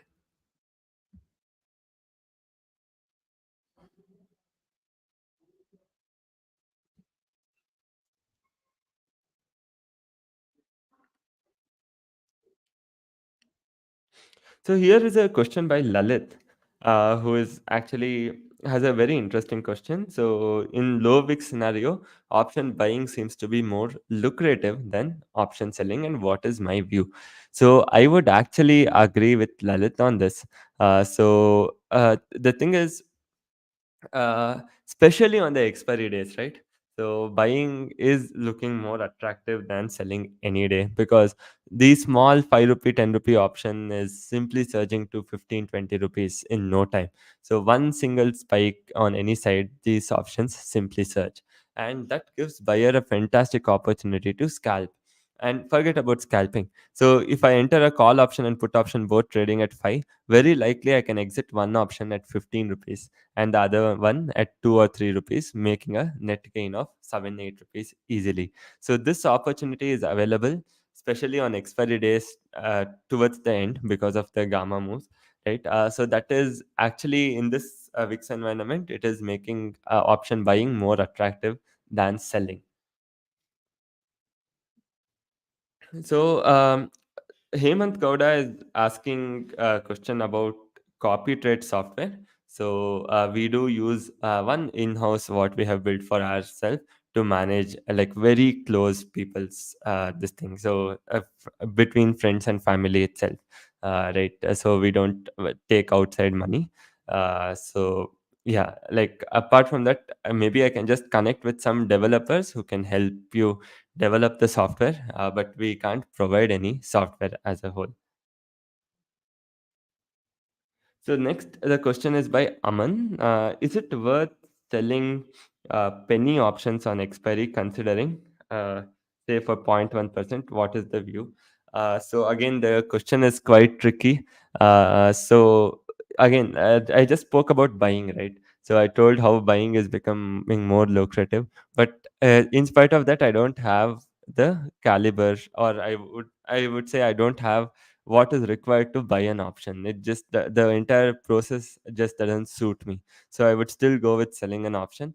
So the thing is, penny options, the only disadvantage is these random spikes which we end up getting. So that is the only disadvantage what we have with penny options.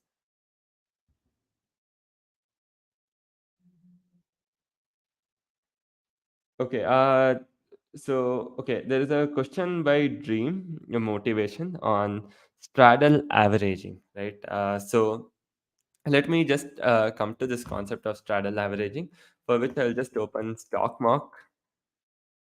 Let's quickly log in,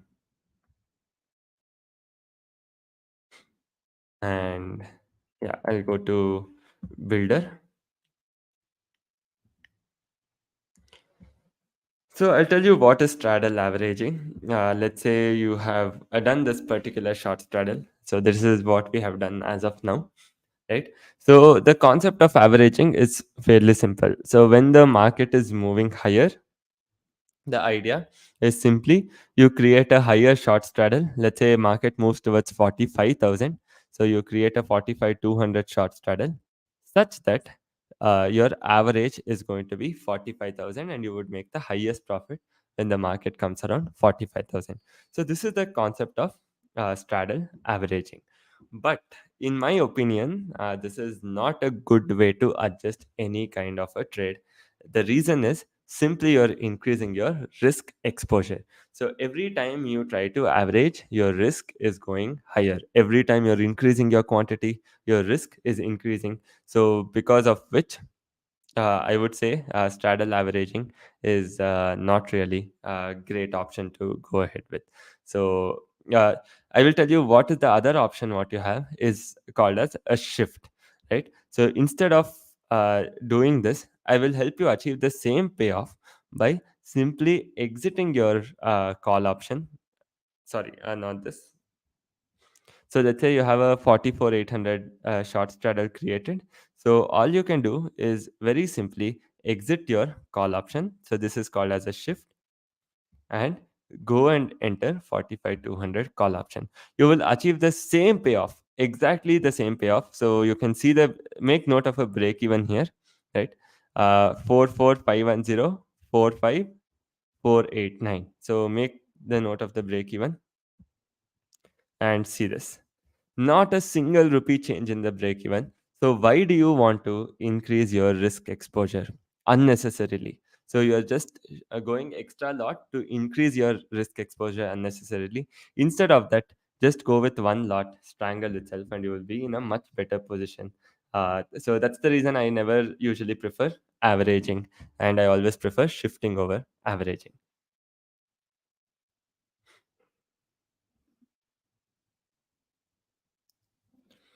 So then we'll take up one by one question.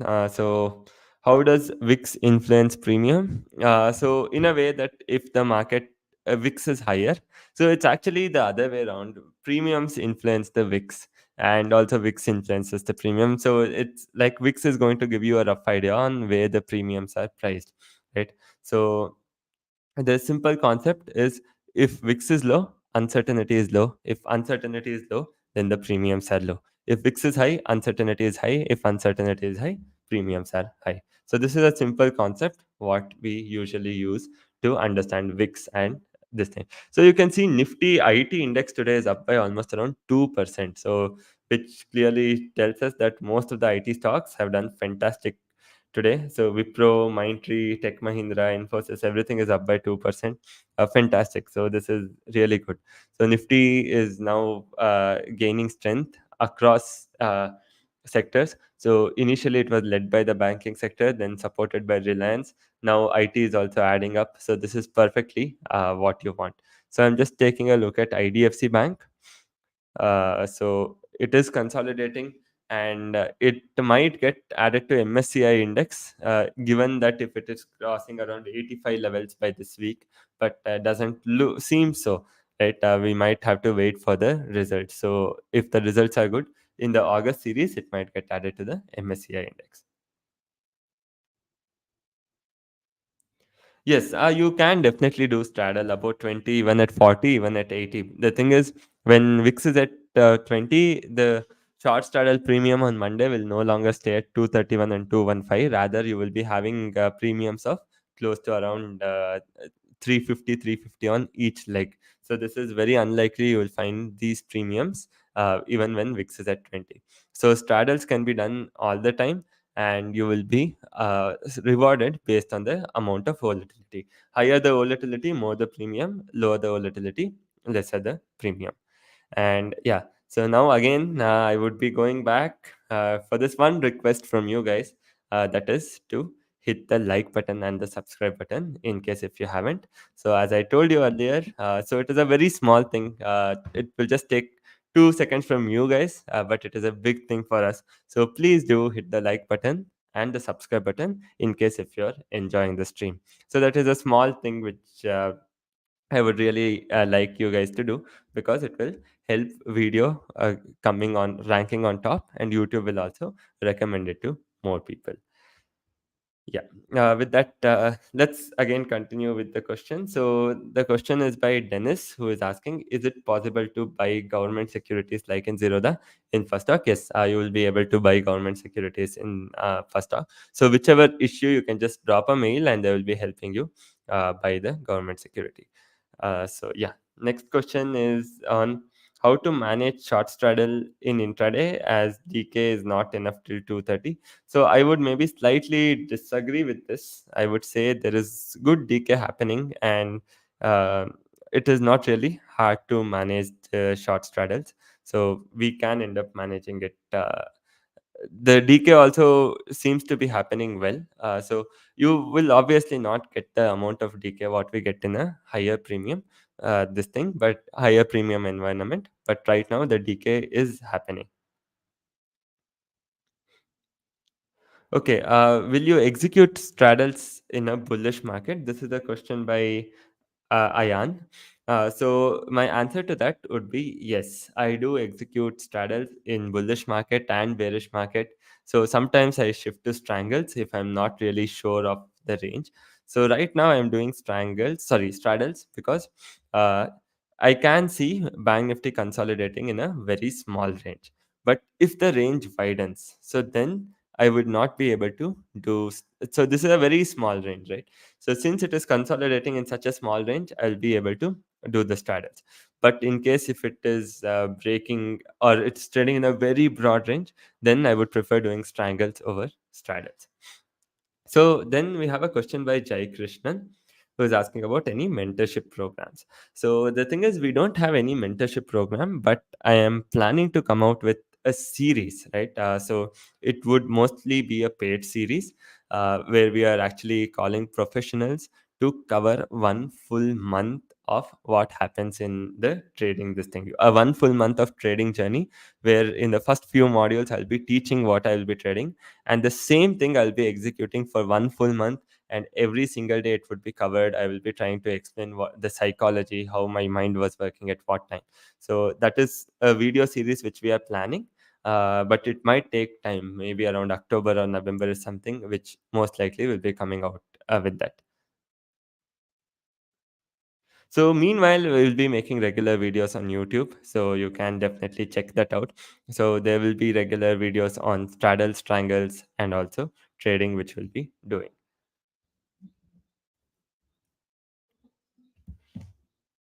So yeah, any questions you guys have, you can definitely ask me. And also, we'll play one more game of chess around 12:30 and take a small break post that.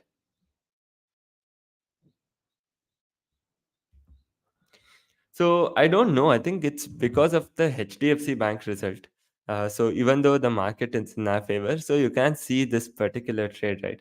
So we entered almost when the market was 800 itself, and even now the market is 800, and not a single rupee of DK we have gotten to see. So the premiums have actually gained. Most likely it is because of the HDFC Bank result, I suppose. And I wish that towards the end we get some DK where we will be able to uh, get out with some profit. So not sure about it. Let's wait and watch. Okay, let's see what are the other questions we have. The next question is by Timonti on Kotak Neo Good. Is Kotak Neo good? So to be honest, I haven't used Kotak Neo, and so I had read about some glitches happening there. Maybe anybody else in the comment section who is using Kotak Neo can help you out better with the platform than me, because I haven't used the platform and I wouldn't be the best person to give the review on that platform.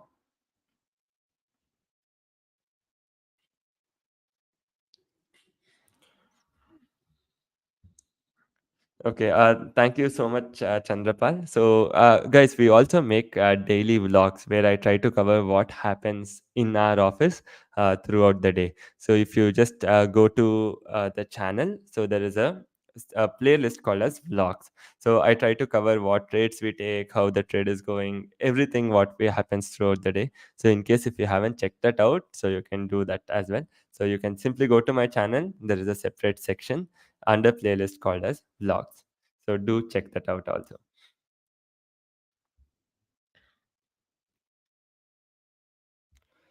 A commodity and currency trading, they are introducing now.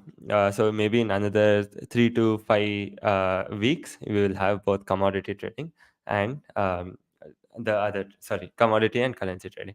So there is also a link attached in the description for account opening in First Stock. So it is like because I use First Stock, I also have a affiliate link. So you will be getting exclusive offers in case if you open an account. There is no force. So I am not asking anybody to shift their brokers. So in case if you're looking for alternative brokers, so then you can consider this. And I have also attached the affiliate link. So it is again not a force for anybody to open an account using the link. You can open account separately also. So because I had attached the affiliate link, I just mentioned it. So in case if you want, you can check that out.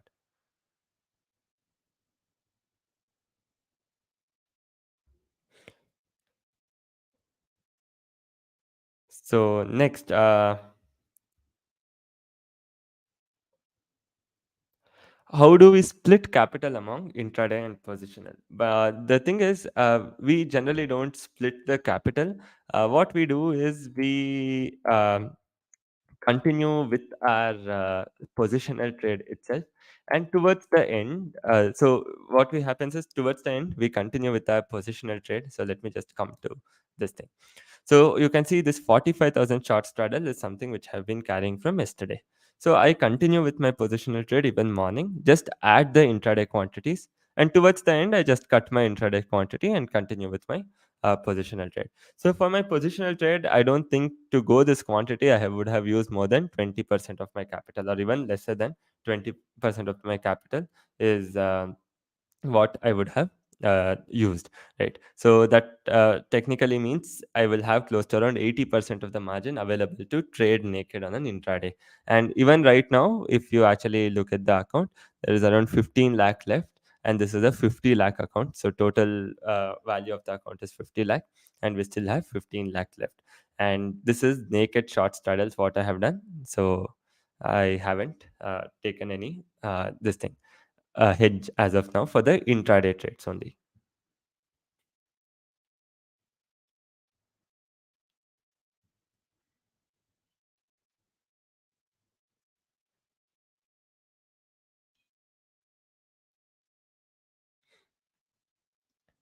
Yes, I am using collateral to trade. So you can see I have put most of my money in gilt bees and then Nifty bees. So almost around 40 lakh is in Nifty bees, 10 lakh is in gilt bees, and some 5 lakh in IDFC Bank.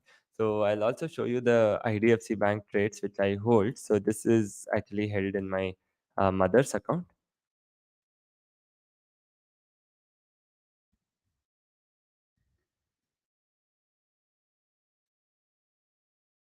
They will be in a loss because of this trade. So this is the idea. So these are some traits.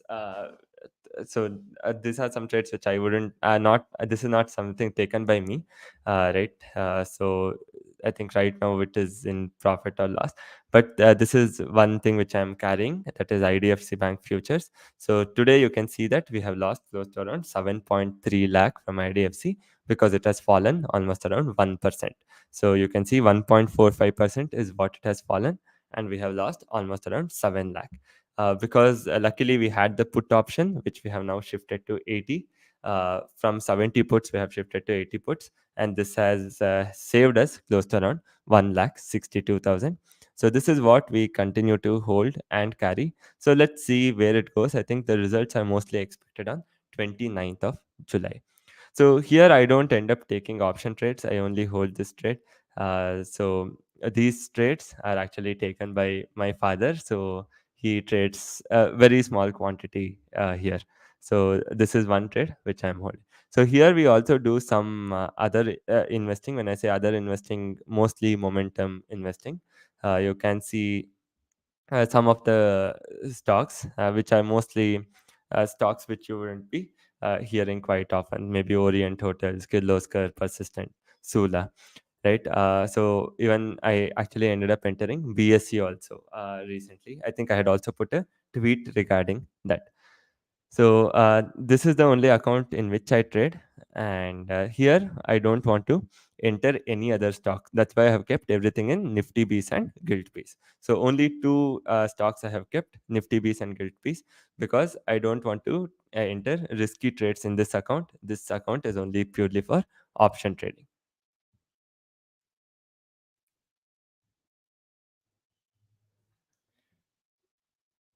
So I am actually not trading for others. I am just trading in the own account itself, family account.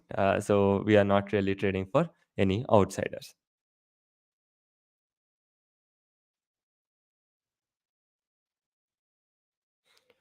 So I think the time is around 12:30. The market is also showing a lot of strength. Nifty is really good. So anybody who traded in Nifty would have made really good money.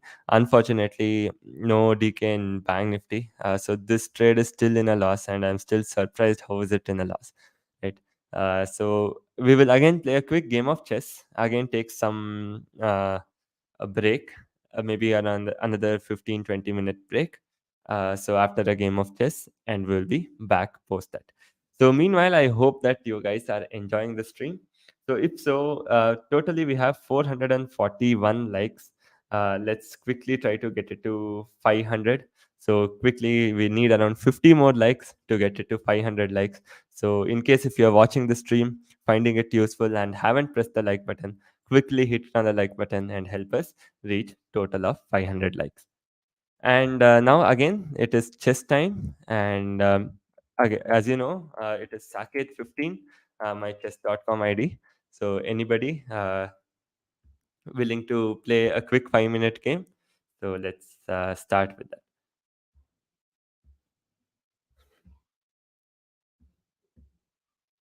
Okay, this is a straight away loss, guys. Look at his ranking 1480. There is no way I would be beating. So let's see whether I can put up a good fight or not.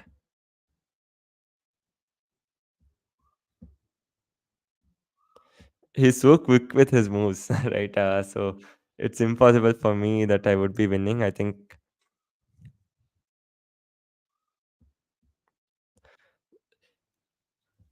I'm actually unable to process the position, and he's moving everything so quickly.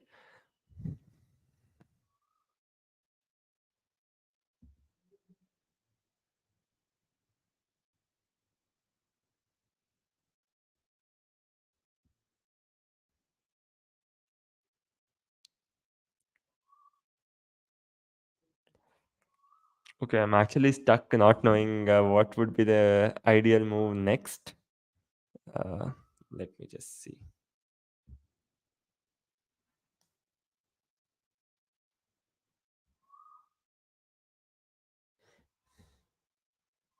I hope this is not a stupid move.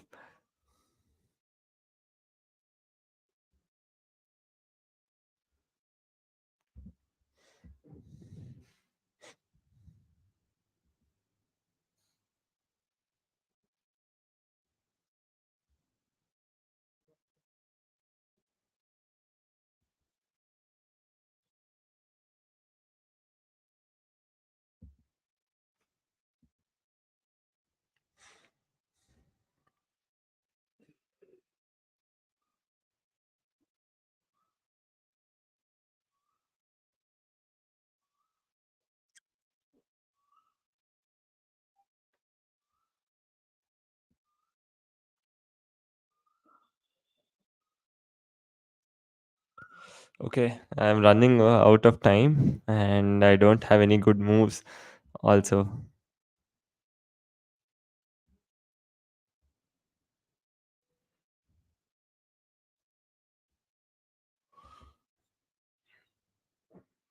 His position is quite good, I would say.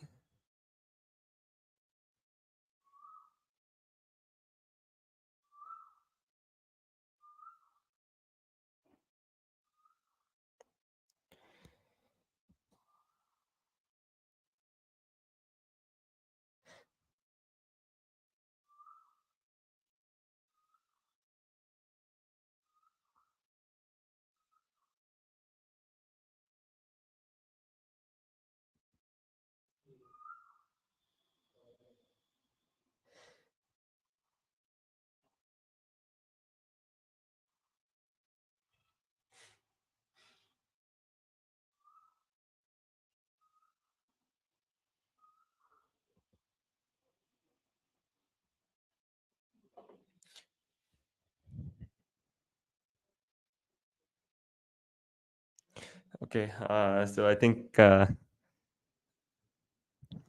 quite held up with the game, and also quite easily in a losing position. Not bad. I'm actually proud of myself that I have been able to stay put against even high ranked players.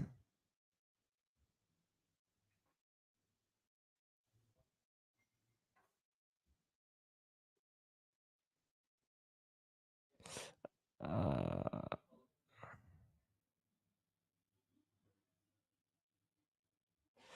I think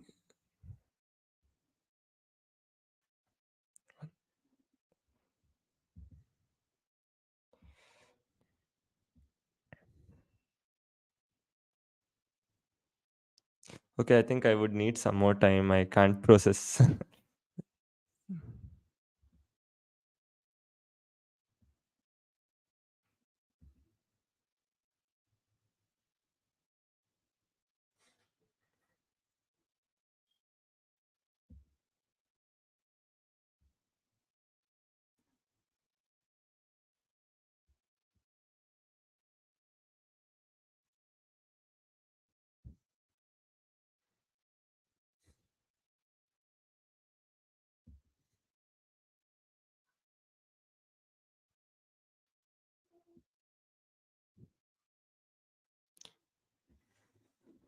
Mhm.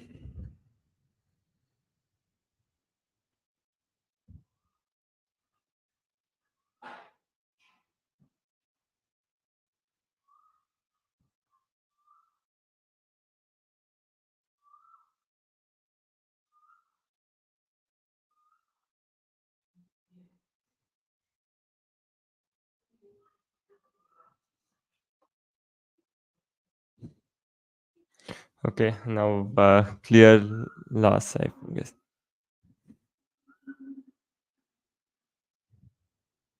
Oh, I can't even take that pawn.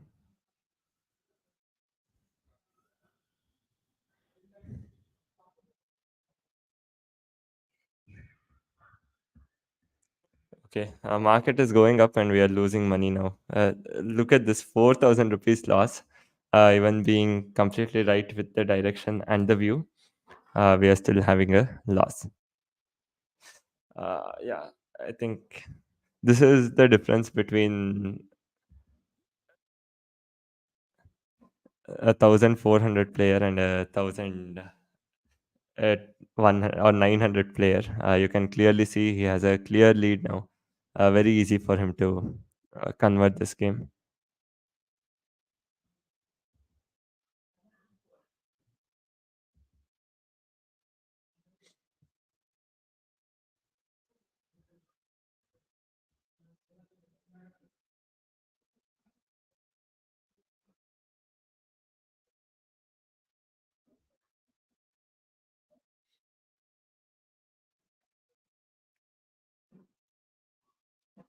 Okay, thereby I think I officially lost.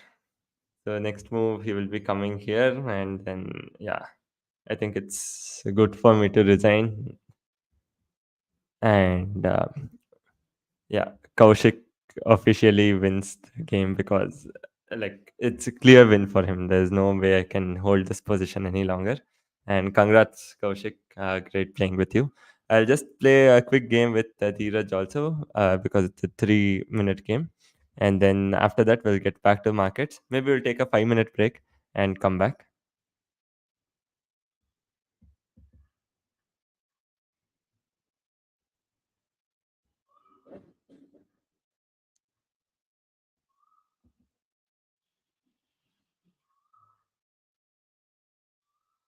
Yeah, guys, 16 more to complete the target of 500 quickly. Please, in case if you haven't hit the like button, please do hit the like button. Let's complete this target of 500. A small request from my side to you. Totally, we have 485 likes, just 15 more to go. So, in case if you haven't hit the like button, please do hit the like button and help us reach 500 likes.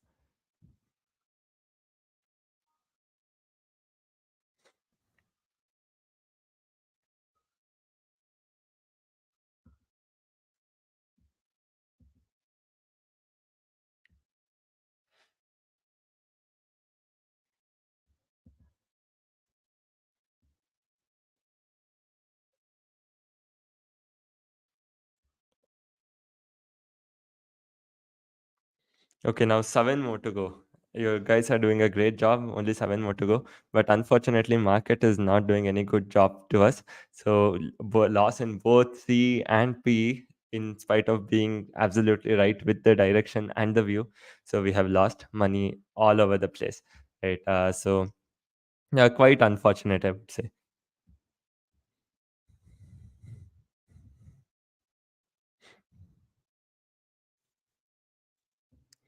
So I think in this game, what I really have is, even though the material is equal, I think I have the position advantage. I think I'm much better placed. So this knight would not be of a real use as of now.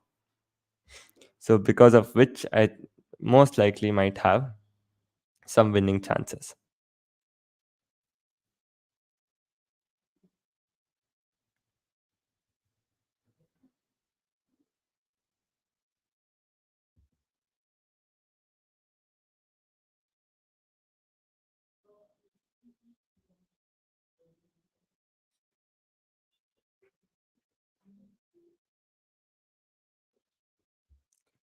Okay, three more likes for 500. So anybody who hasn't hit the like button, quickly click on the like button. Three more for 500.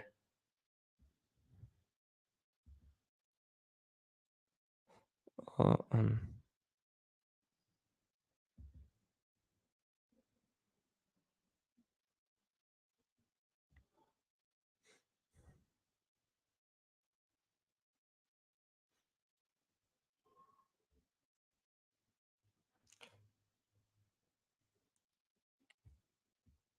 market is at 790. Still no improvement in the position. Okay, I have to get them back. This is an important.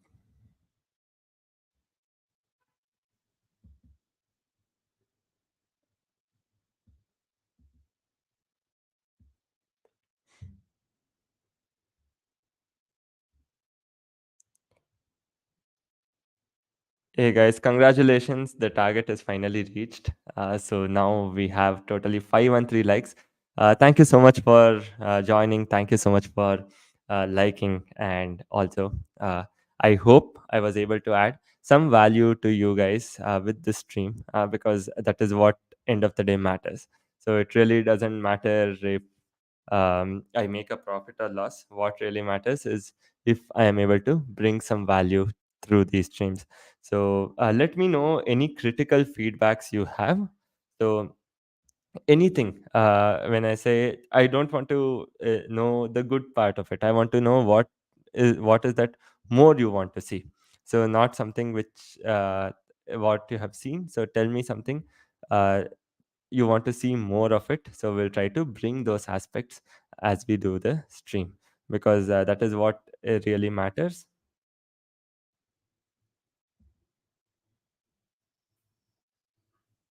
So Kannada video I'll be making soon. When I say soon, maybe not in this channel. I'll be making a separate Kannada channel for it, because in this we will be mixing both regional and English. So we'll have a separate channel for that. But yeah. So apart from that, any other thing you guys have, do let me know. Any suggestions?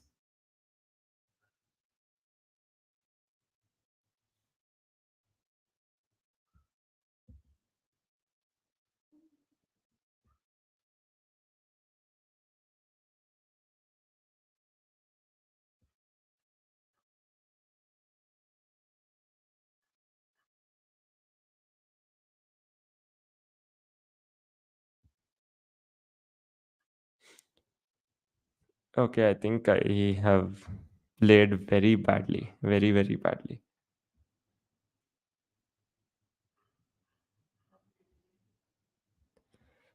And I was actually in a winning position. Now I have unfortunately come to a losing position, which I am still not able to understand how it ended up happening.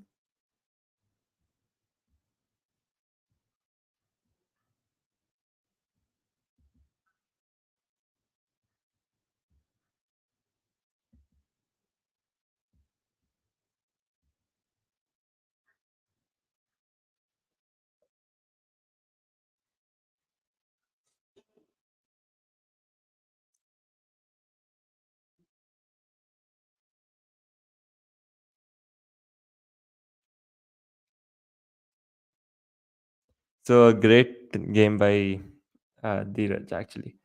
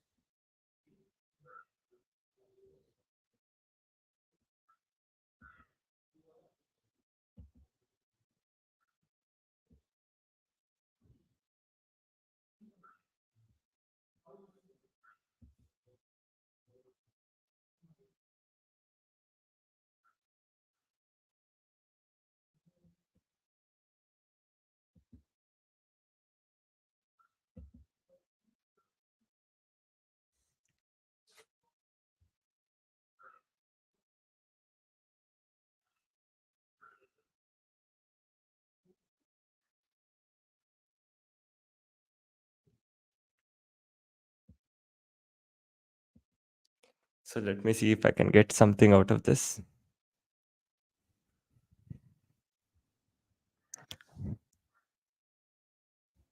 Unfortunately, I don't have a lot of time.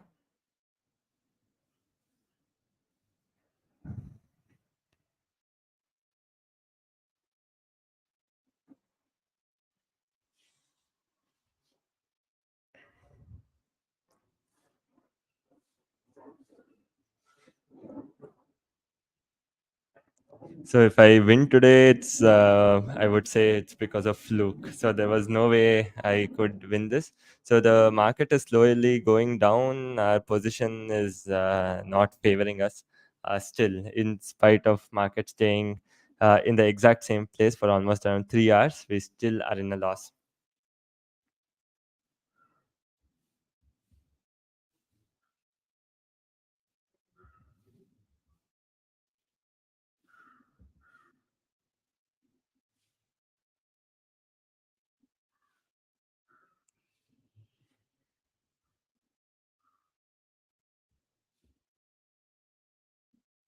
I think this is I can win this game from here. It shouldn't be a problem.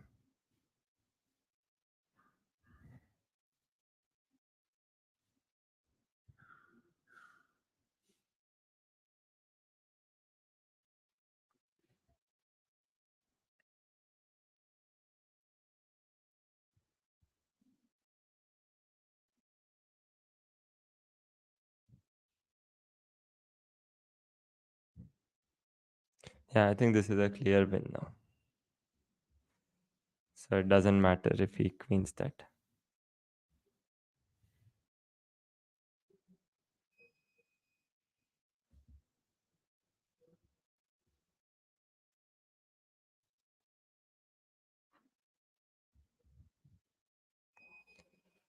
Yeah. So a good game. I think this was Dheeraj, right? Yeah, Dheeraj. Good game, Dheeraj. So, like, I think it's mainly because of luck what I ended up winning. There was no way I could win this game. Uh, yeah, we'll just take up some questions. I have direct fund, direct investment. Yeah, you can do direct mutual funds with First Stock. They have an option. You can also invest directly, or you can also move your direct investment funds there. So even Reliance is up 2% today, quite surprising. Only the banking sector is looking weak, and let's try to see if markets can hold these levels. Right now, we are seeing some kind of a sell-off, and even when you come to the positions, this is quite weird. So we are like right now in a profit when positions are actually where they were supposed to be. We would be in a loss, but now I think there is some decay coming in. So we are at 2,000 rupees profit. So let's see where we can end today at, right? So this candle suddenly all of a sudden turns to green. So it was red, but all of a sudden turns to green.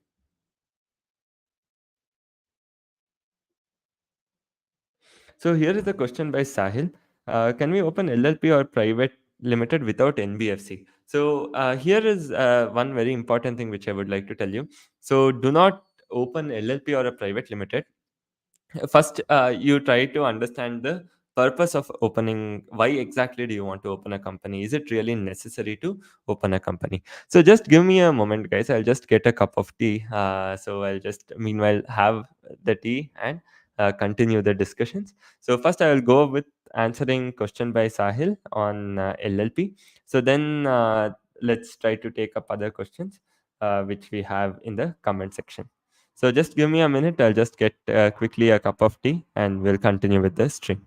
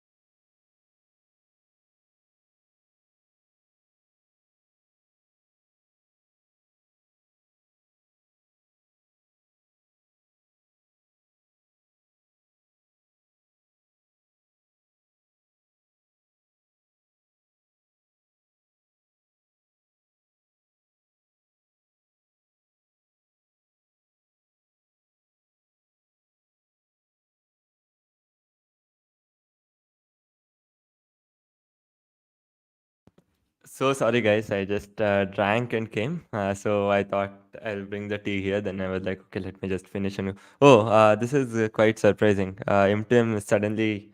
Oh, market overall, the market has also surged quite good.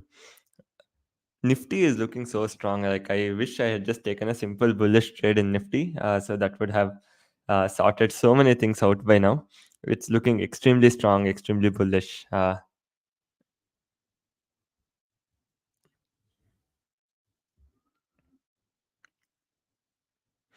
I will use this to maybe slightly adjust my positional trade.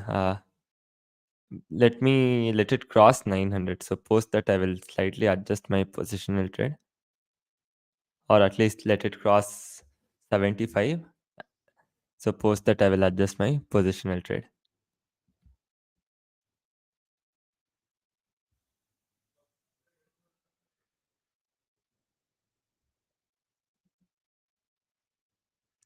So I will actually make a separate video on Stockmock. They are coming up with a lot new features. In next week, they are actually going to launch something really fancy.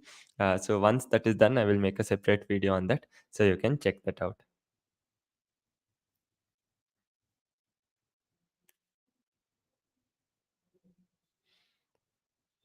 So I'm just trying to go through the comment section and see.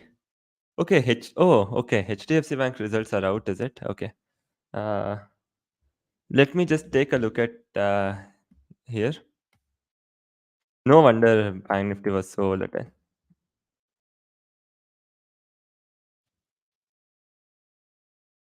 Is there any live news? I think that would be better. I'll just put ET now live or CNBC.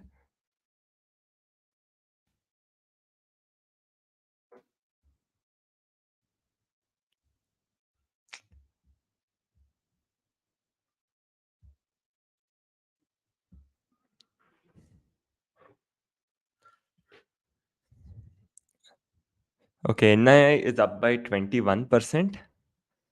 So what happened to the overall result? The stock seems to be doing fairly okay. So, uh, can anybody let me know the result? So, results are positive. Okay, what is the so the expectation was around 27%, if I'm not wrong. Okay, the gross NPAs have slightly increased.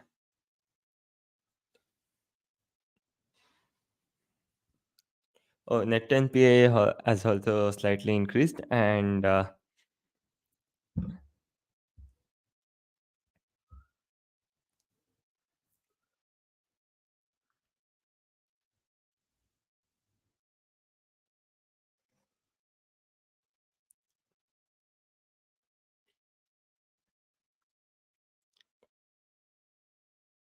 okay, it is just meeting the estimates, but not beating the estimates. So I think it is slightly short of estimates, with also increase in the this thing. What I would say, the NPS. So the results are not very bad. I suppose we will have to wait and watch how Bank Nifty reacts. So I think maybe that is the reason why the premiums weren't falling till now. As you can see, suddenly once the results are out, the you can see right over here. Suddenly we see very good decay, and we can also see our M2M go to positive. So yeah, the stock is holding out, not really showing weakness. We should be pretty careful with our call leg, because this is already, as you can see, it is 260 and 170. There is already quite a lot of imbalance. Uh, I'm very keenly monitoring on these positions, because there is so much imbalance in the call leg and the put leg. So one thing I would do now is, for my positional trade, I will actually end up buying 45 300 call option. So this is trading at 64. I'll actually buy this 500 quantity, or I will actually wait. No need to hurry. So let Bank Nifty break. At least let it break this level before I end up doing any adjustment. At least 63. So I'm doing the adjustment for my positional trade, not for my intraday trade.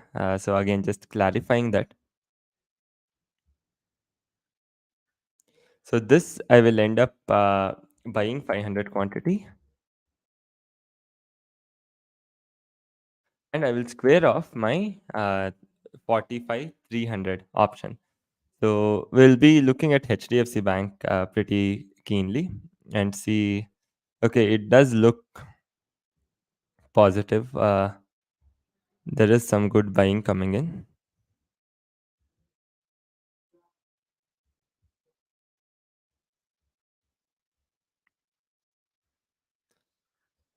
Okay, I thought that the results would be coming after market. I didn't expect it to come during the market hours.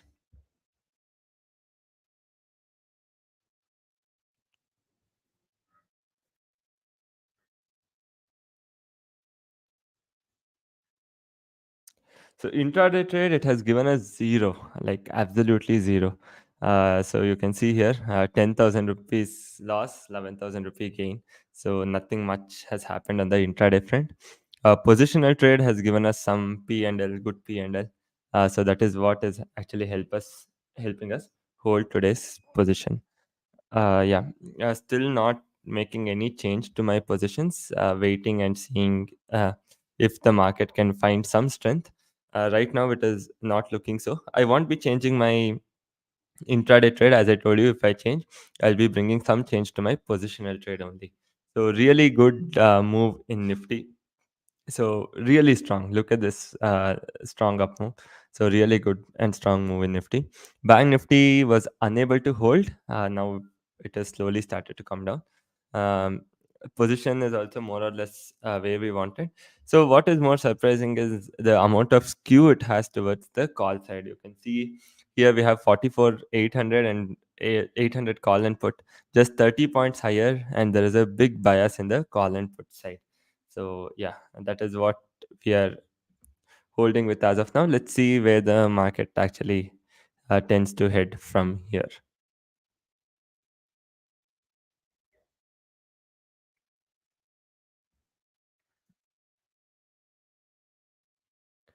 Okay, I will just continue with the question on LLP and private limited company. First of all, how many of you in the comment, sorry, how many of you watching the stream live think that you need a company to trade? So, or just let me know in the comment section, why do you think, or what makes you think if you have a company, you can do better? So I just want to understand the perspective so that it will help me clear the doubts. So, what do you think, or why do you think uh, having a company makes trading better?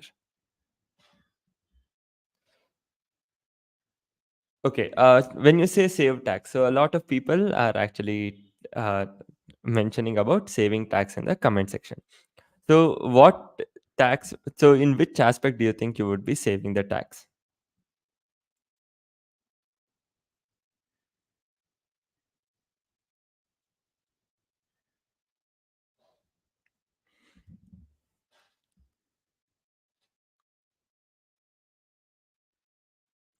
So this is one notion which I actually wanted to clear.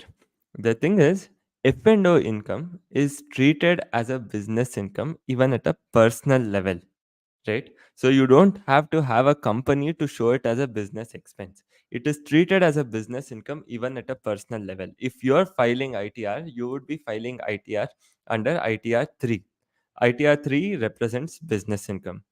So you can pay salaries to any one of your friends, spouse, or even you can pay interest to your parents. You can pay rent to your parents if you're maybe you can say that you're using your house as an office and you can pay rent to your parents. So because it is a business income, it lets you set off all your expenses even at a personal level. So you can set off your flight expenses, flight booking expenses, train booking expenses, hotel expenses, restaurant billings, cab, every single thing, internet bills, telephone recharges, everything, every single thing can be set off even at a personal level without actually having to form a company. Why exactly I wanted to tell this is because having a company brings additional compliance which you simply don't want to break your head. So one is not just about the extra cost what will happen for registration, then also filing the returns, then filing forms. All these are extra cost which doesn't make sense unless you are trading with a very big capital, right? So most of your maybe good percentage of your capital will actually get held up, or good percentage of your capital will actually be spent on these things of filing the forms, giving your CA extra this thing for auditing and all of those. So a lot of this would get spent here rather than you actually trading. So because you can get the business tax benefits even at a personal level, it doesn't make any sense for you to open a company just to save tax. So in case if that is the only idea you have, then there is no need to open any LLP, no need to open any private limited. So you can set off all the expenses even at a personal level. So if you have anybody in your home you want to pay salary to and reduce the tax liability, you can still do that even at a personal level. So corporate tax is 25%. I totally agree with that. But as I told you, that so if you are trading with a smaller capital, that 5%, extra 5%, what is there, is not really worth saving because you will spend more on other things when it comes to compliance of a company. A lot more money is spent on other compliance stuff in a company. So if you're trading with 10 lakh, 20 lakh, 30 lakh, it doesn't make any sense to have a separate company to trade. So if you are maybe trading with 3 4 crores, then it would make at least some sense to have another company to trade. So again, when you say taking money from outsiders, whether be it your friends or family, you can do it, but it has to be, it can't be done officially. So it has to be done on a personal basis. Let's say I have a very close friend, he gives me some money to trade. So I can do that. But it shouldn't be like a public affair where I go open up saying that he is my friend, I will take money from him. He is my friend, I will also take money from him. So it should be in a very like when you do it for friends and family it is okay. The moment you start to go to public, that is when the problem really starts. So SEBI doesn't like you going to public and managing other people's fund. So let's quickly buy this option. So then I will end up selling this 500 option. So I'm going to show you what exactly I did now. I had just changed my positional trade. Nothing to do with my intraday trade. Intraday trade is as it is. Only I have made some changes to my positional trade, and I'll be explaining that in detail.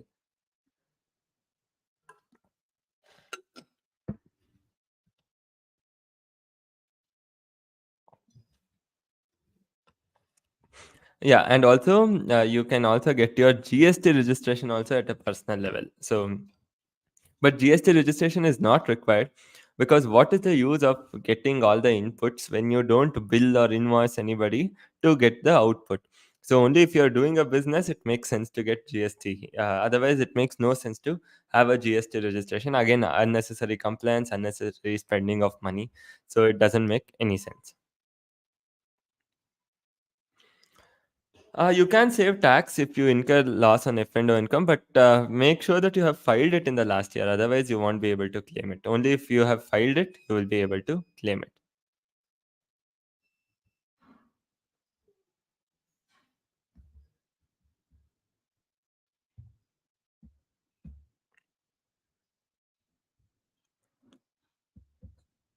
So, okay, let me just quickly tell you what exactly I ended up doing.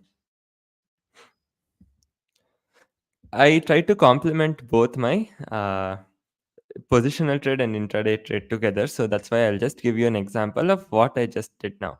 So this was the trade what we had. So this was the trade what we were carrying. 45,000 short straddle. And today, in case if the market ended around 3:30, oh, so time is already 1.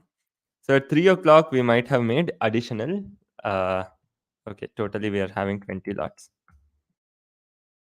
So at 3 o'clock, we might have made some additional 3,000, 4,000 rupees from this point.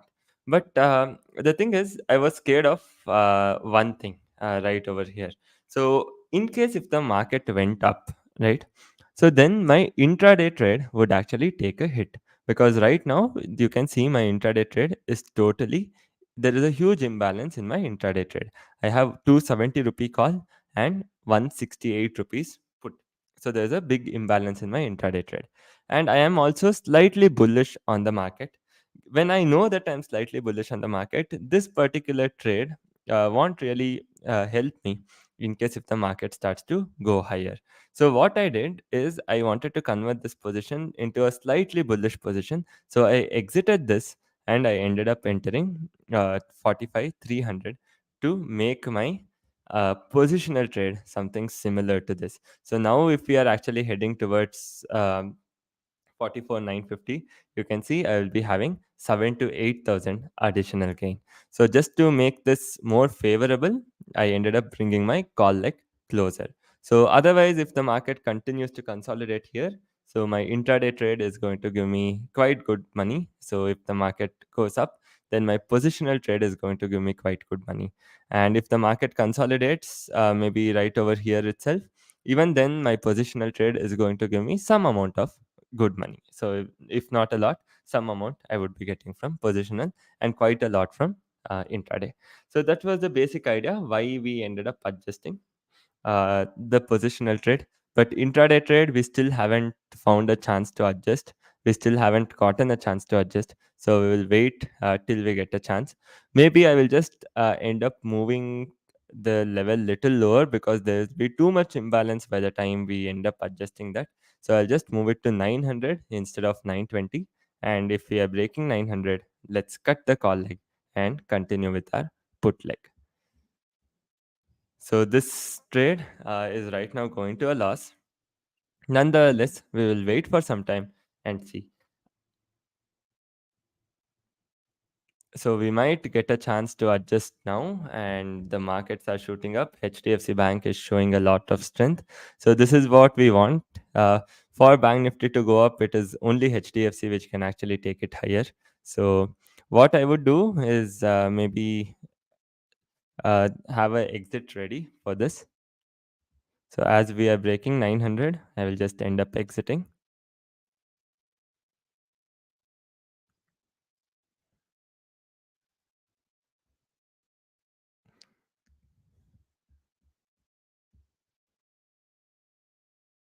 So just a 5 minute close.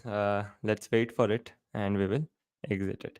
So 3:15, we will wait for it and we will come out around 3:15.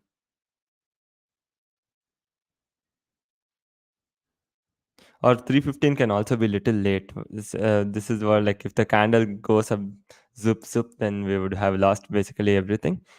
So yeah, like either three, if we are closing above 900 around 3:15, or if we are coming towards 920, so we'll just cut it. So just the safety sake, in case of a sudden big move, I'll just keep a stop loss at 303. So right now it's at 290, and in case if there is a sudden up move, so we would want to protect from these sudden gains. So I'll just keep a stop loss at 303.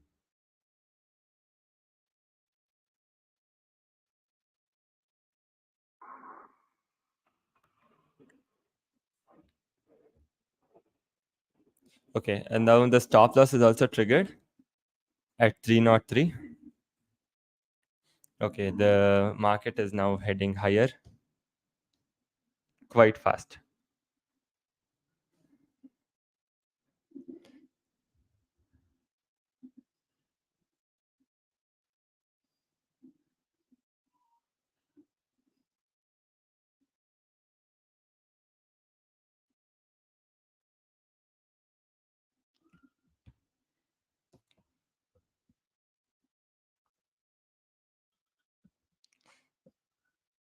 Okay, so that was a very good exit, I would say. So yeah, like 5 minute close would have hurt. So looking at how the strength in the market was, I just decided to keep a simple stop loss. so that I could prevent any kind of such big up moves. So this was what I was scared of. Sometimes if breakout happens to be so violent, it usually ends up. So you can see right now it is at 320. So we did a fairly good exit, I would say.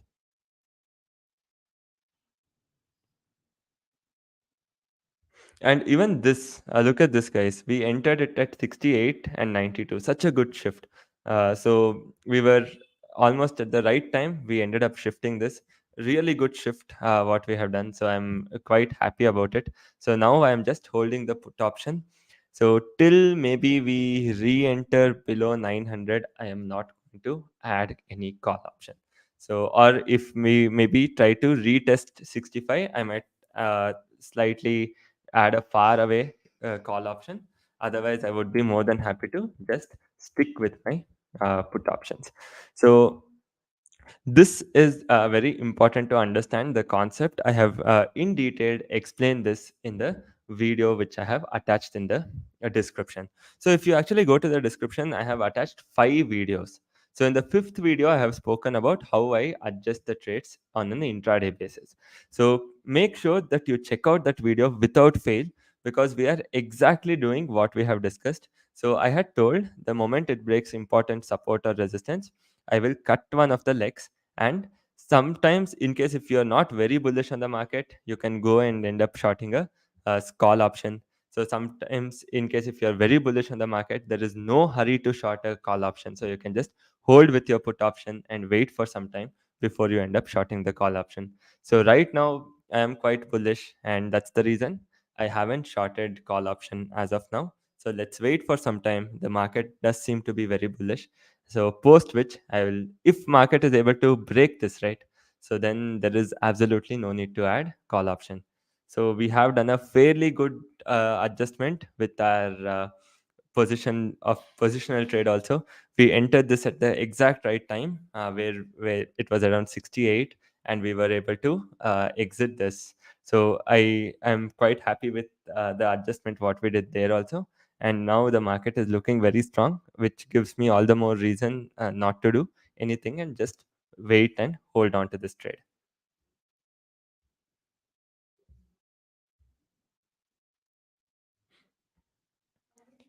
So, do let me know, guys. How are you finding this stream? Is it useful? Is it able to add any value? So, was this live like important? Sorry, was it useful for you?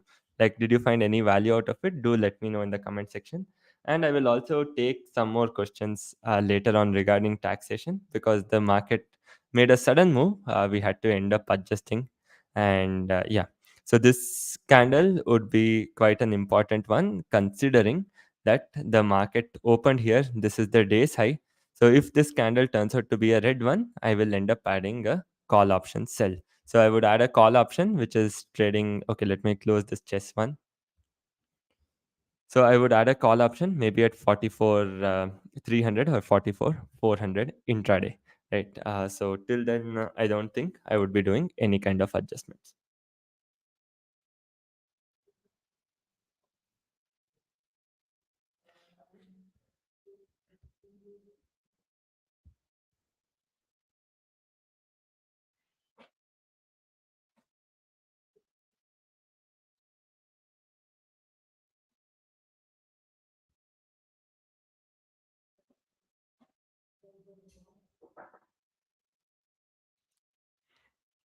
Yeah, I think it is somewhat holding the levels, if I am not wrong, and it is heading higher. So yeah, I think I'll just leave it at this. Wait for any.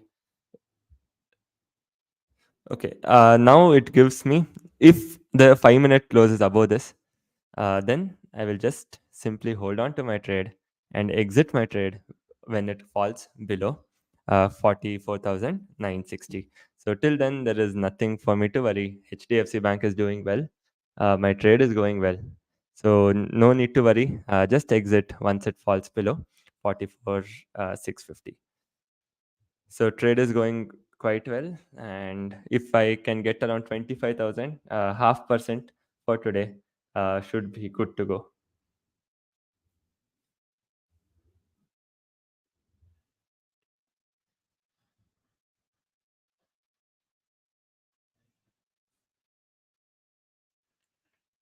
So what I liked about today's trade is the exit of shifting of this call and exit of this. So we exited at 306. It is at 400 right now, 303. And yeah, right now short covering is coming. And look at HDFC Bank, guys, 1.31%, showing a lot of strength. So really good.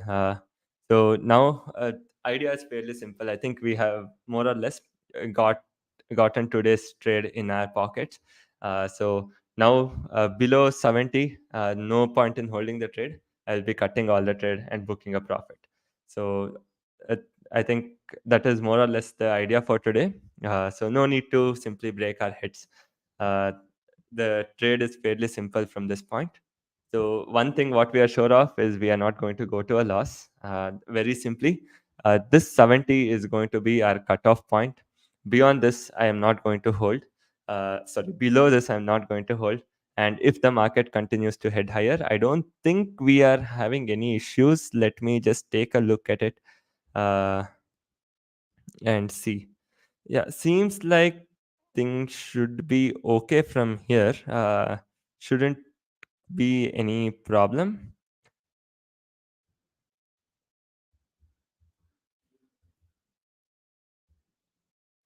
Yeah, I think we just have to wait and give it some time. Not really sure, but seems to be okay from here.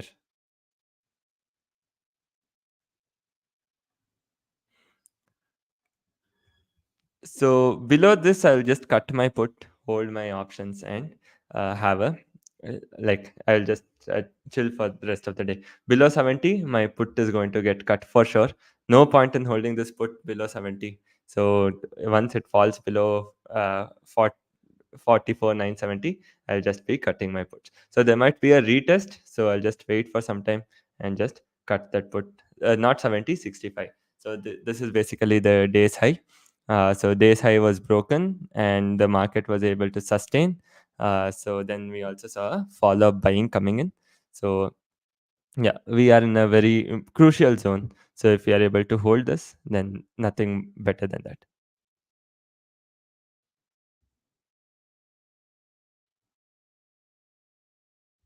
Okay, for safety sake, let me just place a stop loss at 133. If it hits or doesn't hit, doesn't matter.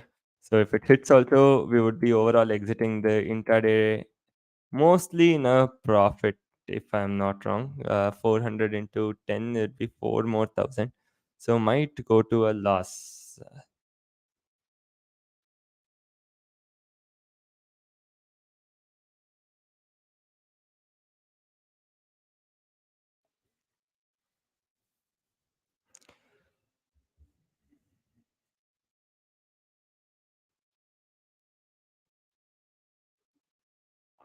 So okay, intraday trade might not have gone that well. So I can still end up following up with the adjustment by simply shorting a 45 200 call option and so on. But I don't think it is worth it. I think it's better to just square off.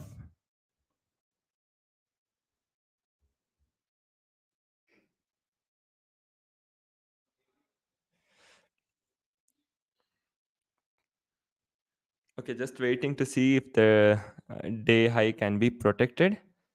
In case if it can be, then it would be great. In case if it is not, quick exit in our option. So I don't think it is actually happening. 72.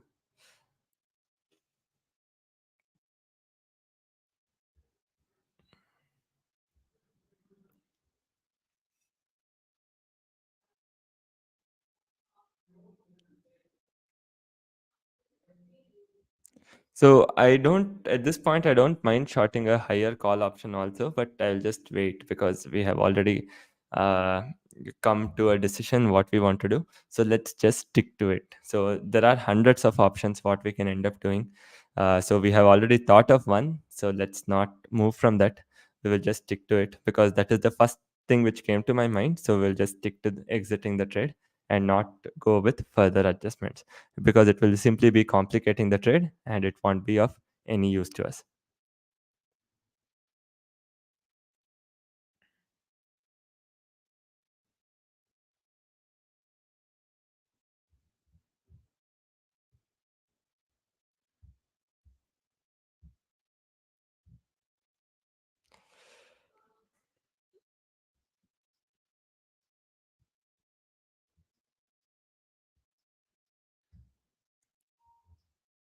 Yeah, I think market is back again. Was able to hold this level pretty good. Now I would be pretty keen on exiting the trade sadly. So I'll be focusing more on my exit. When I get a good opportunity, I'll close the trade for the day. And yeah, in case if you have found today's trade, if you were able to get any insightful lessons out of it. So as you saw that we weren't really into the trade always. So we also played chess, we also had fun, we discussed a lot of things. And while we focused on trading aspect of it also, we saw like any good entries we were able to get. We were quick enough to uh, grab onto those entries. So overall, I think the best case scenario would be ending at uh, 50,000 is what it is showing. No matter where it goes, I think this is not 20 lots. This is 16 lots.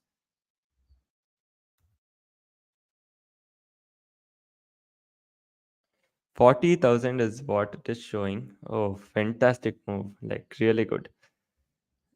So I am not a really talented option trader. I'll tell you what a really talented option trader would have done is very simply buy a call option.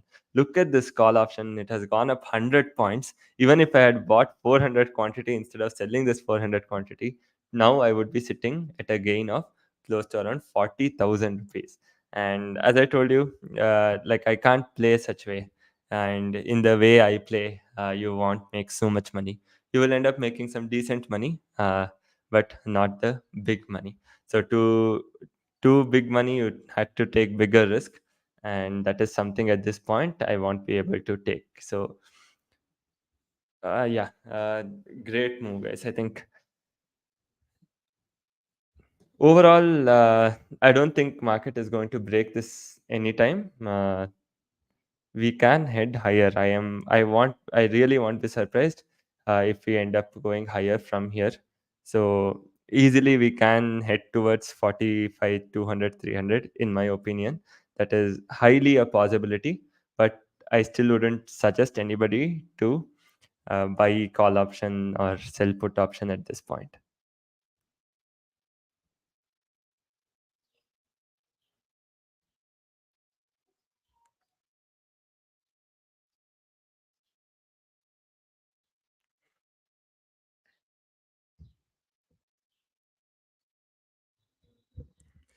Yeah, good.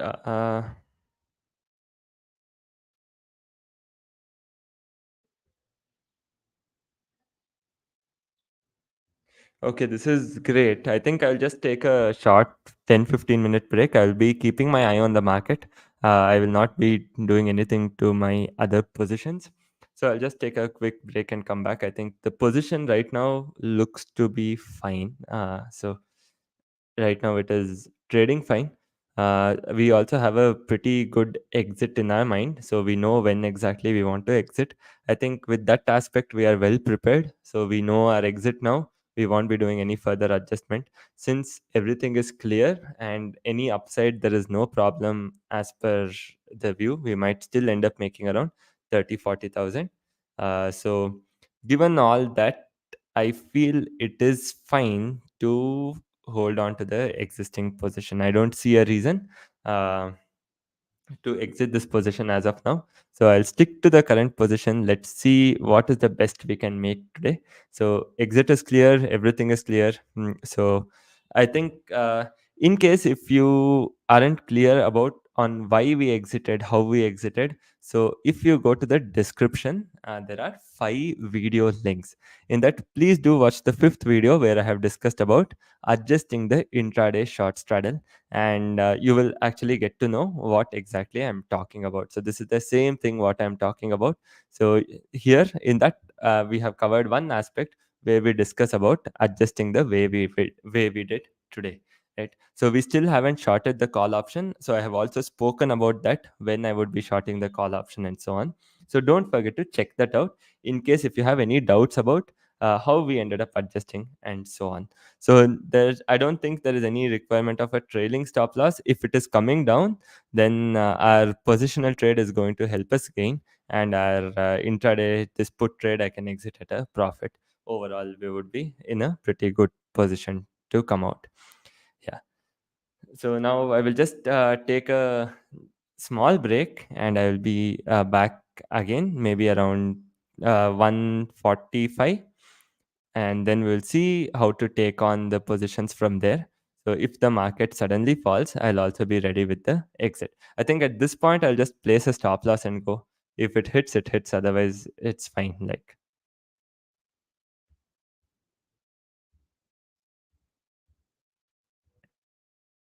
any sudden fall, like, why do we want to risk what we have made? I'll just keep a stop.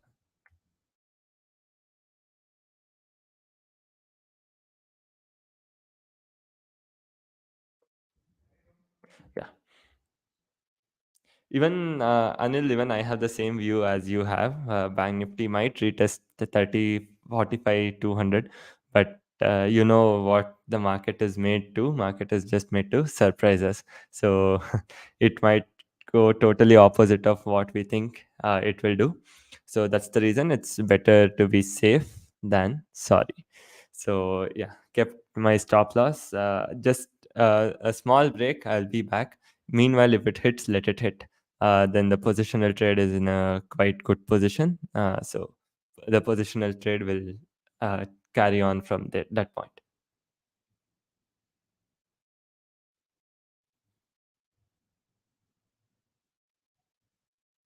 So if this is supposedly a fake move, then so many people would be trapped today. I can't even like imagine. So many people would have gotten trapped in this up move. So in case if it happens to be a fake move, then it is a real problem for people who sold put options after the breakout, or who bought call options after the breakout.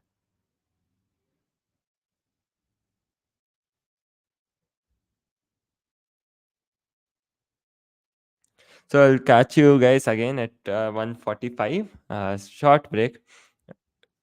So I think, yeah, we can also maybe short a call option, but let's just wait. If stop loss hits, it hits. So again, you can see that it's so hard to stick to what you initially think of doing, right? So initially, I told you that I will just exit. So you can see, as I look at the markets, it is making me think twice again and again. Should I short a call option? Should I do something? So a person who is able to control his emotions is a person who is going to succeed in the market.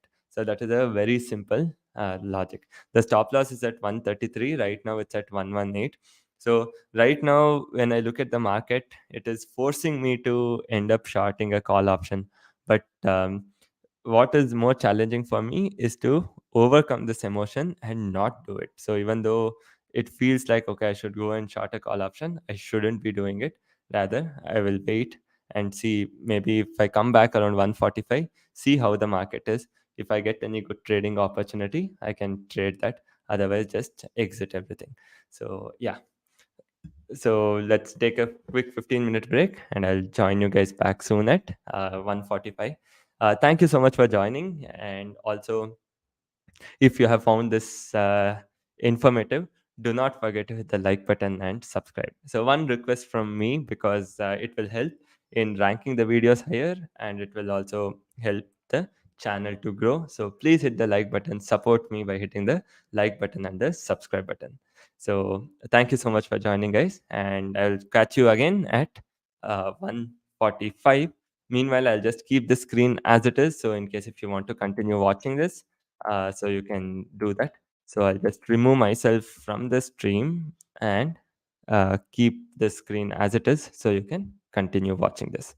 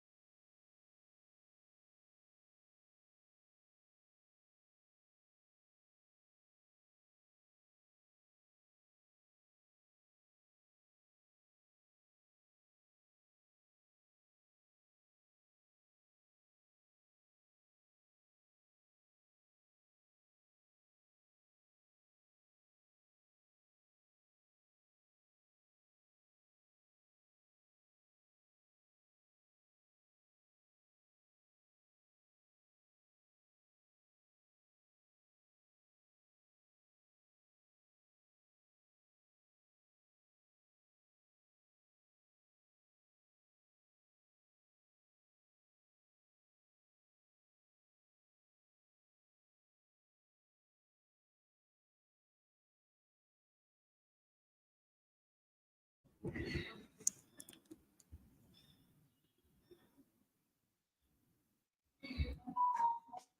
guys, welcome back. Sorry for the delay. Yeah, I think we have seen a fantastic up move in the markets. So you can see right over here. So overall, our profit has come to around 27,000, and we have seen a fantastic up move, no doubt about it. And if the markets are going to end somewhere around 200, 300, we might end up making around. So let me see what this suggests. So 15,000. So this suggests that we might make another 10,000 from this point. So if it is if we are ending around 200, and if we are ending around 100, this does suggest that we might end up making another 13,000 from this point. So I'm not sure if at this point it would be reliable to hold on based on what we are seeing. So would it be reliable or not? So just to be on the safer side, I'm going to trial my stop loss lower. So I'll just cancel the stop loss, place a new stop loss at 125. So worst case, we know that we would still be ending in profit.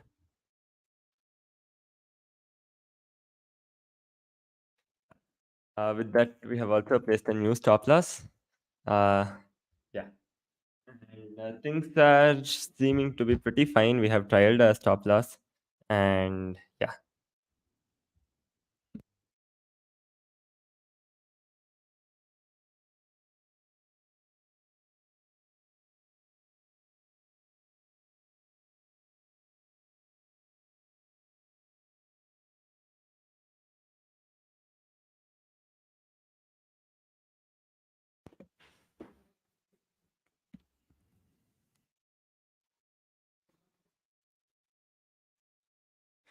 Okay, the market is slightly coming down, but yeah, it shouldn't be a cause of concern.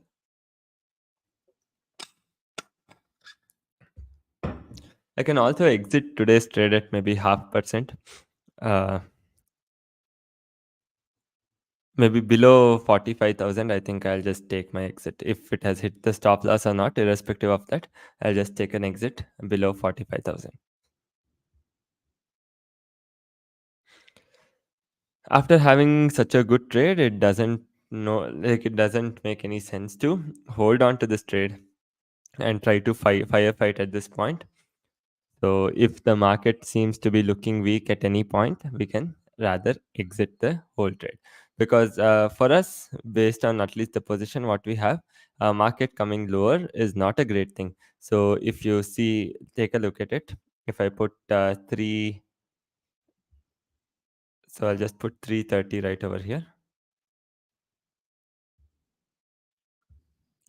So at 330 market, even if it comes around 45,000, I'll be having a 1,000 rupee loss from here. So anywhere ending around 45, 100, I might have 18,000 gain is what it is suggesting.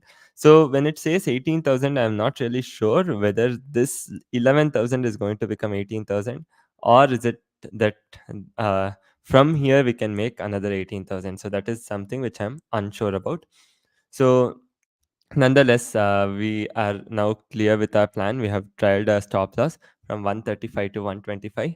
So we will just hold on with this trade till we maybe break 45,010, and post that we'll be exiting all the trades. So unless we see some strength, it is okay to continue. At the moment we start to see any kind of weakness, we can come out of the trade. So today it is just because of one bank why we have seen Bank Nifty go up, and that is HDFC Bank. HDFC Bank is up by almost around 1.5%. So from 1655, it has gone to 1670, up around 1.5%, and that is the only reason, sole reason why Bank Nifty has shot up. Otherwise, there is no other reason for Bank Nifty to shoot up the way it has. So now you can let me know in the comment section, what do you think about the market? Where do you think it is headed? So drop in the comment section below, and let us see.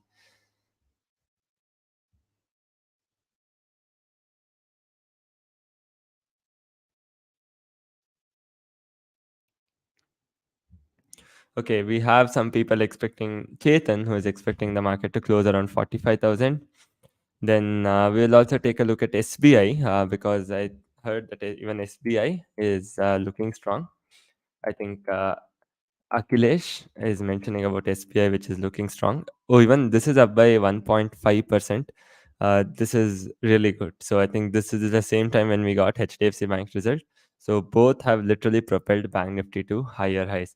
So what about ICICI and Axis? Even they did see some kind of up move, but they are not sustaining. But on the other hand, HDFC and SBI are able to sustain. So I won't be surprised if we break the day's high and head more uh, higher from here, given the kind of strength what we are witnessing. So also this 600 should be a very good resistance in my opinion.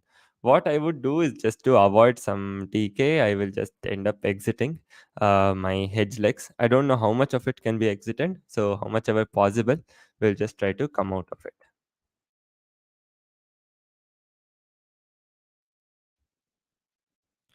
Like in the sense, I will just be pushing it little away, maybe 45, 200.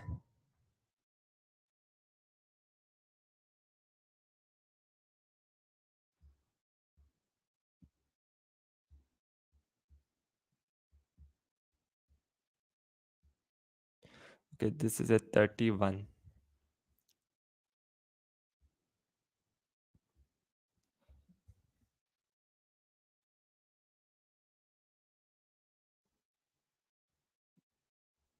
So I'll just exit this call option. So let's quickly take a look at what change we have made. We have exited this and we have gone and shorted this.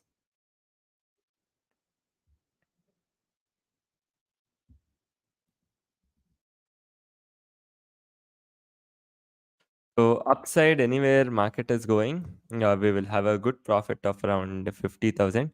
So tomorrow, let's say Tuesday, even if the market actually ends up coming down, we will still be making around 25,000. And by Wednesday, in case if the market comes down, that would be the perfect result for us. We will be making around 66,000 rupees. But right now, I'm quite bullish on the market, and I do expect the market to. So now we'll just keep trailing our stop losses as much as possible. We'll just now stick the stop loss to 45,050. So anything below 45,050, let's quickly end up exiting.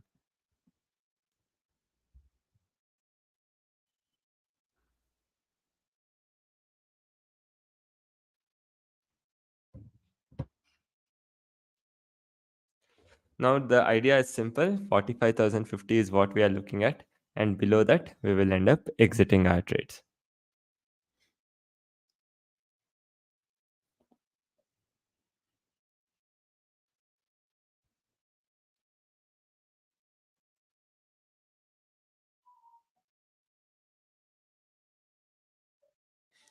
Uh, so we have a comment by Onyx LLP. So yeah, thank you so much. I hope the stream was helpful. And yeah, again, when we start the stream, we will have no idea if how the day is going to go, whether we can end in profit or a loss. So it is over time, which time is something which will tell us whether we can end the day with a profit or a loss.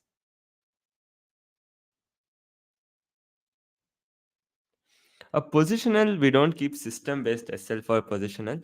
So it is generally the hedges what we do. So we don't place any system stop losses for positional.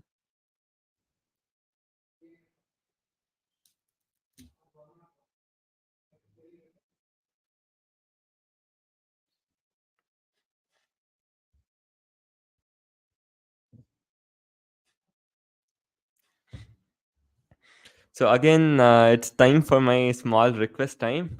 So in case if you haven't hit the like button, we are at 566 likes. So with another 35 more, we'll be reaching 600 likes. So in case if you haven't hit the like button, so please do go and hit the like button because that will really help us.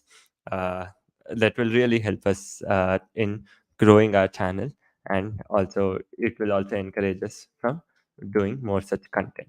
So I will be taking one more trade if we see a breakout. So I'll be shifting this call like further in.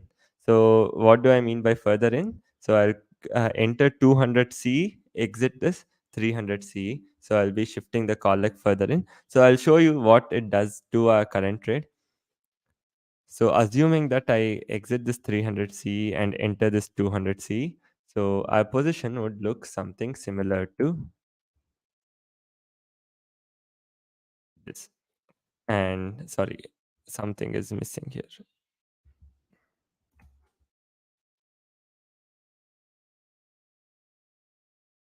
Yeah, it would look something similar to this, where we'll be making a good profit on the higher end, nothing much to lose on the lower end. So this is something I'm looking for once we see a break above 150. So till we break above 150, I won't be doing this change. And once we break above 150, I'll consider doing this change.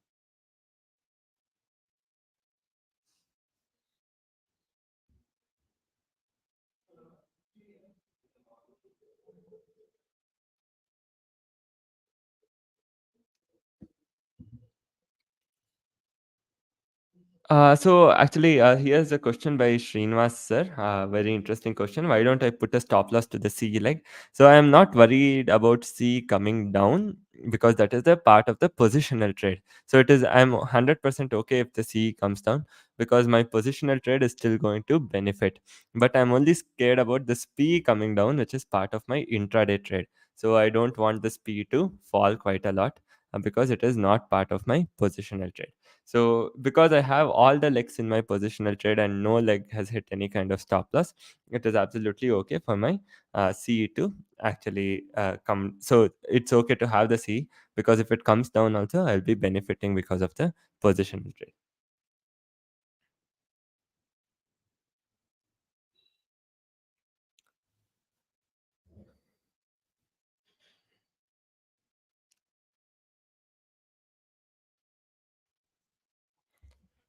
Okay, we are at a quite interesting point. The market doesn't seem to either break on the higher end or give up on the lower side. So it is consolidating in a very narrow range. Uh, for the past almost around 20 minutes. So in the range of 45,050 to 45,150. So it's consolidating in a pretty narrow range. So any side it is going to break either on the higher end or the lower end. Let's try to make some change to the trade. So if it is breaking on the lower end, we are done with the intraday trade today. So if it is breaking on the higher end, I will further end up adjusting my positional trade. So let's see what do we have today. So this is my personal account. So this is not any client's account. So you can see the name as well. So this is my own account in which I'm trading.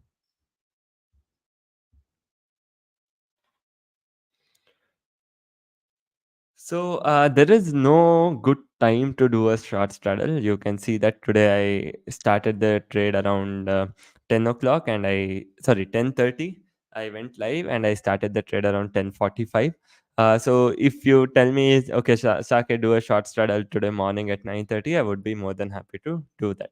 So if you tell me do it at 1 o'clock, I would be happy to do that as well. So I don't really look for time. So whenever there's a good chance, whenever I feel that okay, market is consolidating, it is in a comfortable zone, I end up creating short strategies. So, how do I decide buying legs for my positional trade? So, I will make a separate video covering that part. It is actually, I look into a lot of factors. But so the thing is, when I say I look into a lot of factors, so it comes quite natural, like naturally in the sense I don't have to spend time thinking about those. So, once you start practicing it, once you start doing it, so these things come out quite naturally. So you'll be able to quickly decide whether you want to shift the hedges or what do you want to do going forward. So those things you would be doing on your own without anybody having to tell once you start doing them regularly. So I'll make a separate video on that maybe sometime later on how I adjust the positional trades.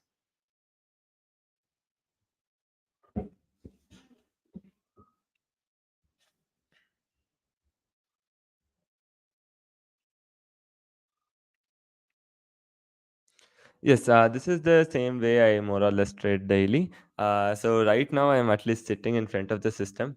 So otherwise I don't even sit in front of the system. So I keep moving around. I keep doing other work. So that is how I trade usually.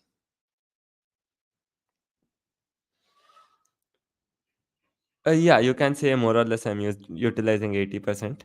Most of it is blocked in intraday itself. Very little is blocked in positional trade because it is completely hedged.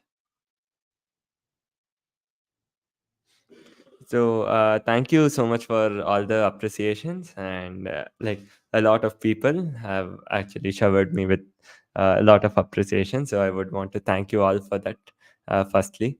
And yeah, so whenever possible, I will conduct these live sessions and try.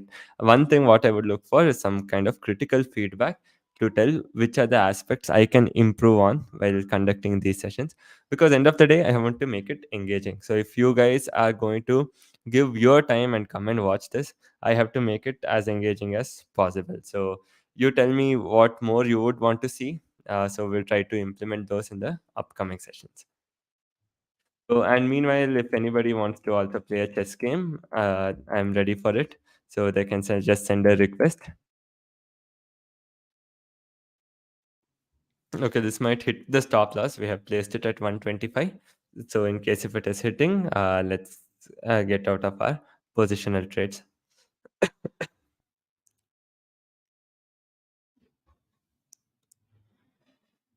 So Saketh 15 is the ID, and anybody who wants to challenge for a chess game can do that. And I think we are breaking below this. Sorry, just a second. Let me just see if the stop loss is hit. So it isn't hit. So if we get a good chance to exit, we will do that.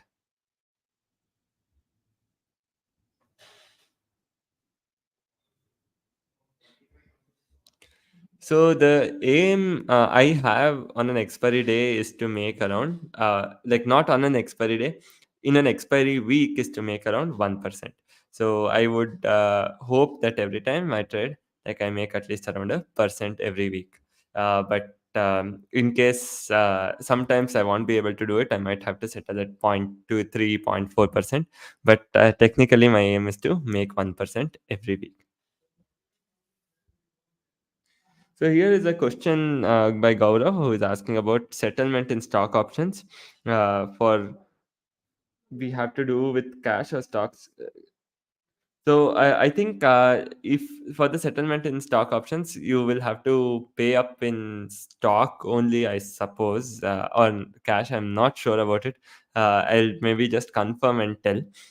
So I am not really sure about how it is done. So by next time, I'll just confirm with the broker and let you know about it.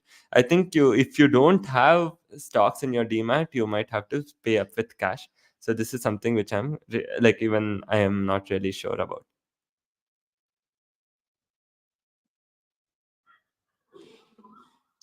So the market is sustaining. This has not luckily hit our stop loss and any challenge we have. Okay, we have by Karthik Prabhu. Okay, guys, you're too strong for me. Like I'm not so strong. Like you're really strong. 1,900 rating is like really good, and I don't think I can match up to people so strong. But let me try my best and see.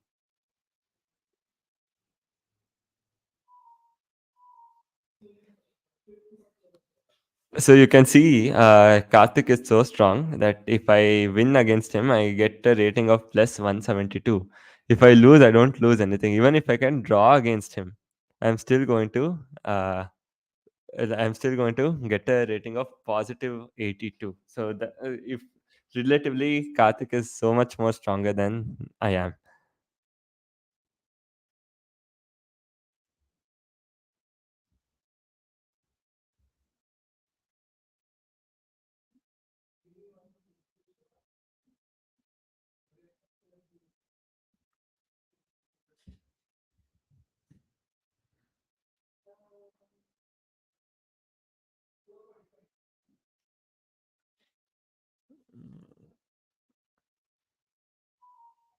So next live session, let's most likely I'll try to make it the next week.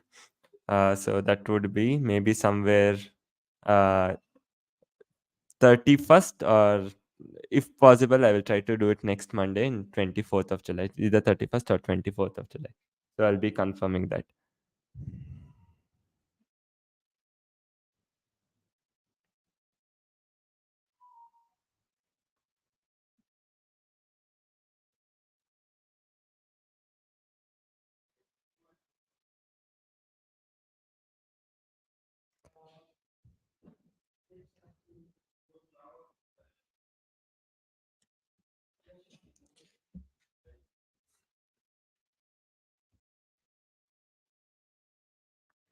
My idea is just to give a good fight to Karthik, because I know for a fact that I won't be able to defeat him.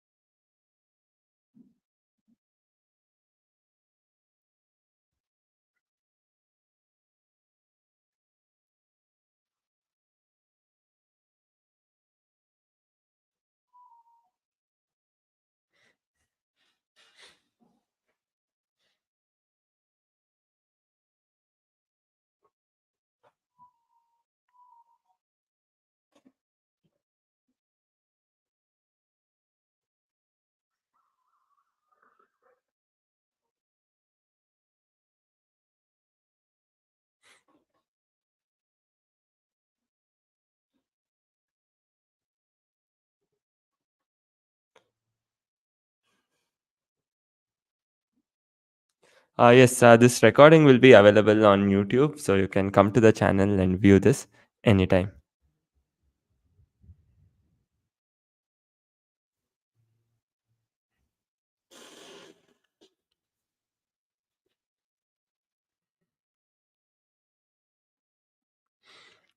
Okay, I'm not really fast at thinking, so I would need some time, but since it's 10 minutes, I'm pretty sure he can at least beat me on time.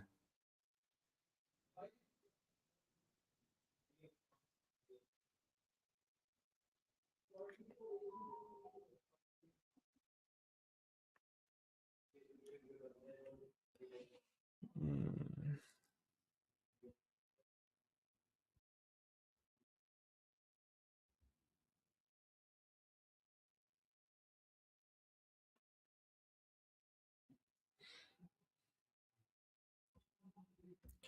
So market is stabilizing, good for us if it stabilizes. So we have pushed our puts away, and yeah, overall it's a pretty good position. If we see some strength coming up, we'll quickly shift to 200.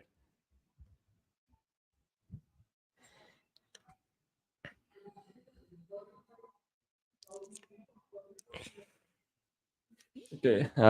Here is where I get stuck, guys. I don't know what to move next. Like, what would be a good move?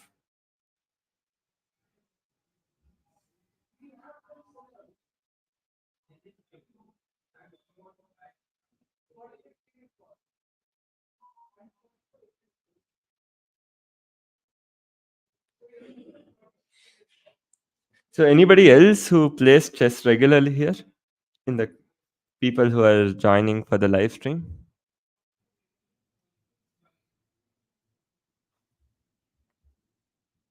So, here is a question by Ayan. So, will the market come down to 45,000? So, I hope so, because that is where I make the highest profits. So,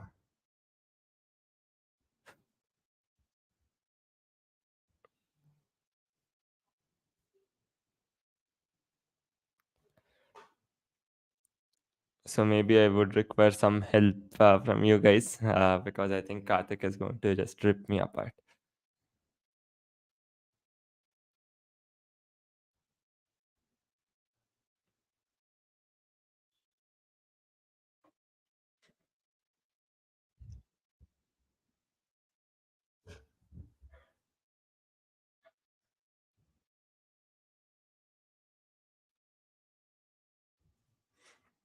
I'm actually happy that I can sustain at least for 6 minutes against him.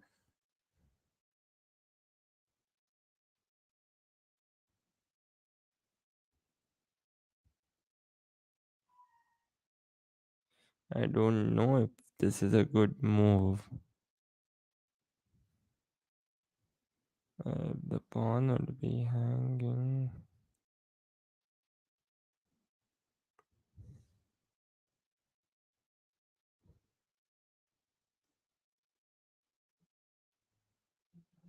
Okay, good market is going up.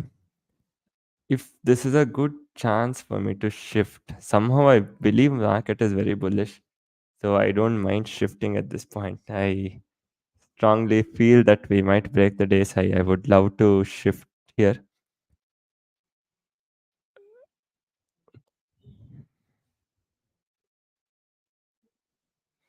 Okay, I'll go back. I am literally out of moves.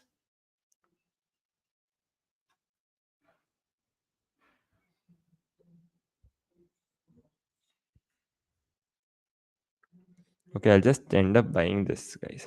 And I'll sell the other like 300 quantity.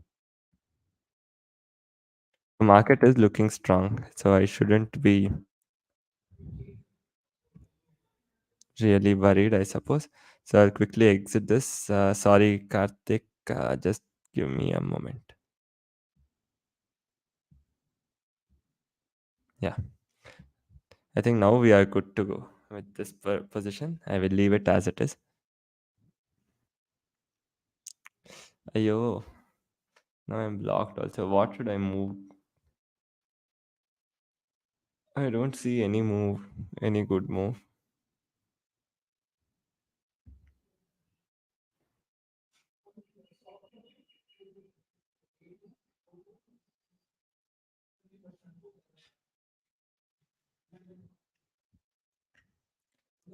So I hope this was a good move. I am pretty bullish on the market. So it is. Otherwise, now whole trade cut below 50, guys. No, no need to worry. So anything that happens, full trade I'm going to cut below 50.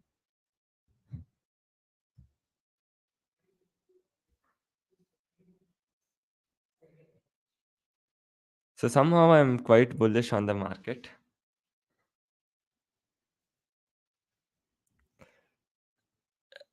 If I can beat Karthik, I would be more happy than making profit in today's trade. So that would be like sense of a greater achievement than actually making profit in today's trade.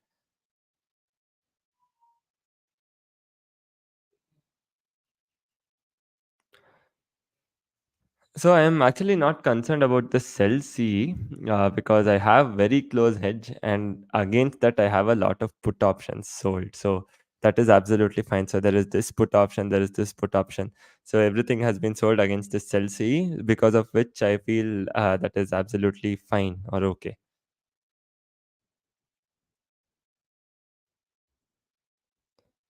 Exchange nights.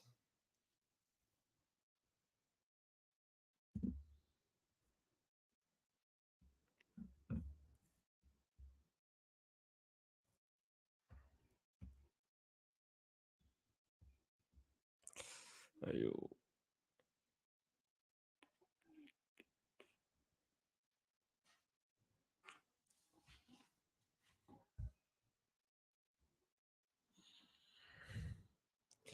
Not sure how to go about this position from here.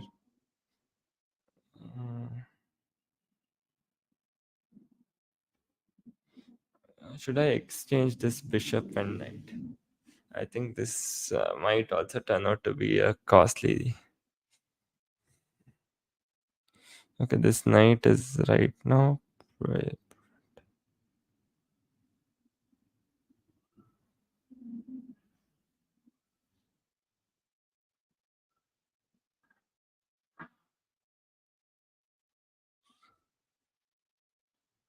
If I come there, it is.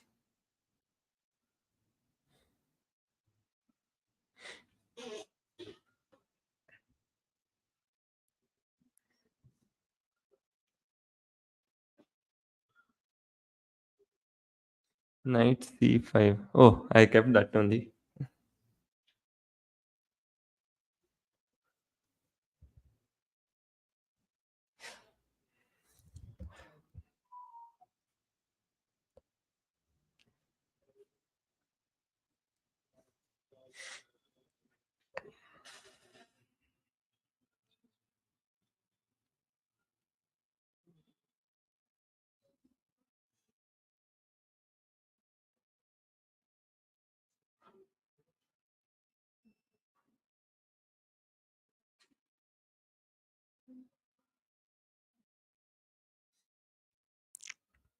I have to again take it back.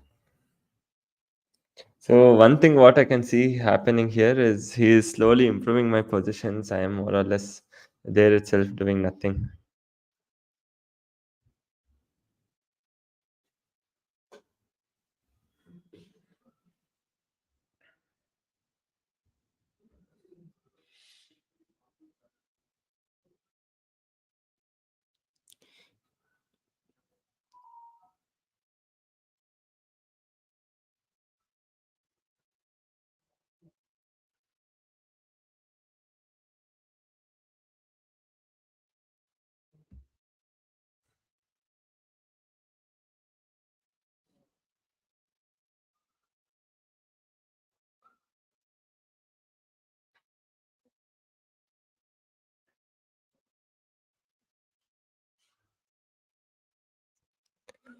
Okay, some progress have has to be made.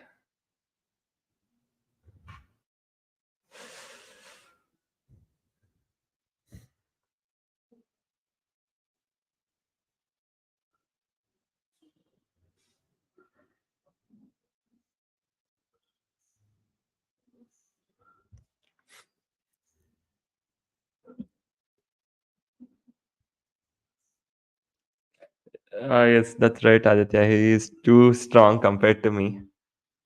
So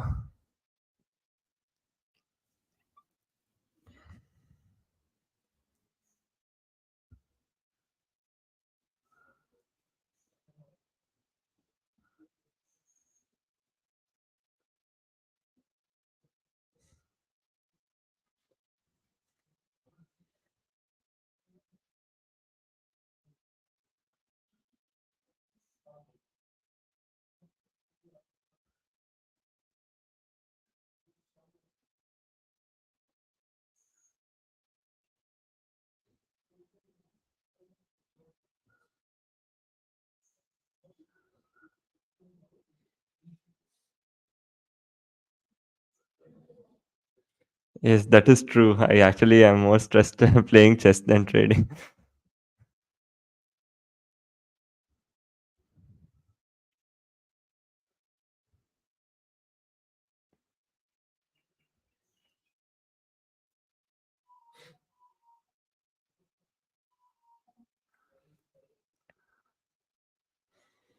Hmm.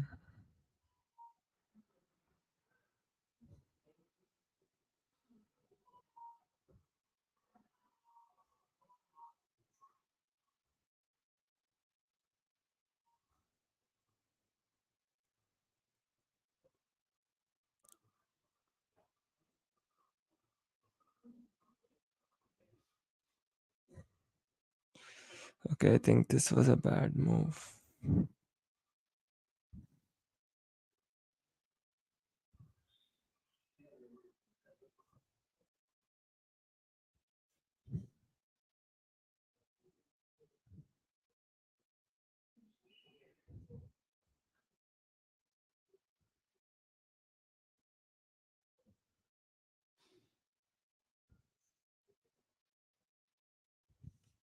Okay, guys, I don't know what is happening. What am I doing here?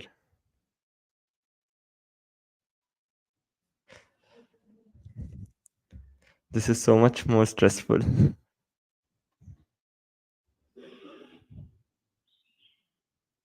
What should I move? This one, this one.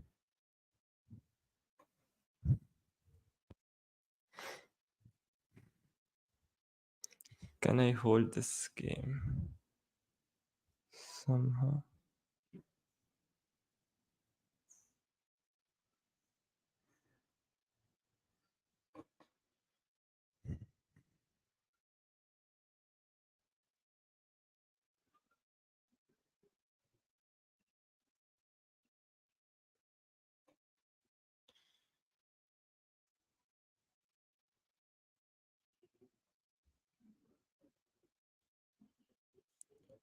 Okay, I should also see what's happening to markets.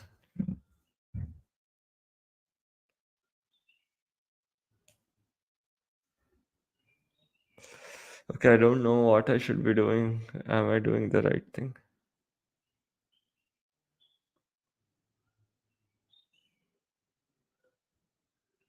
Should I do this move? I don't know. I'm also losing on time. I should do something quickly.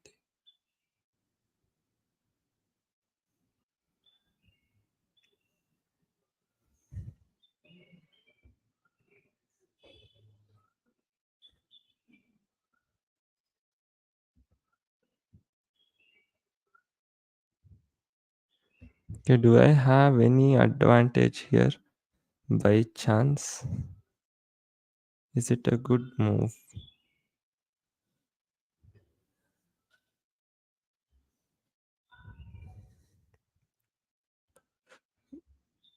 Can I somehow convert this?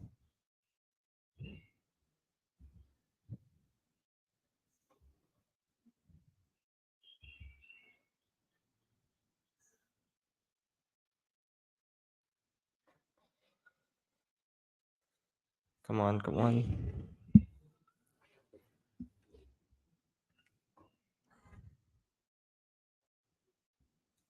Okay, I'm up a piece also. I shouldn't.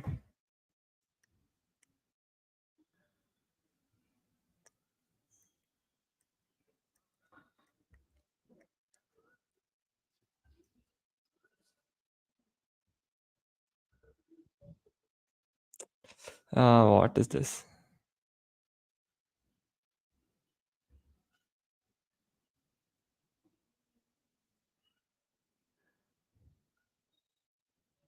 Okay, what should I do? What should I do?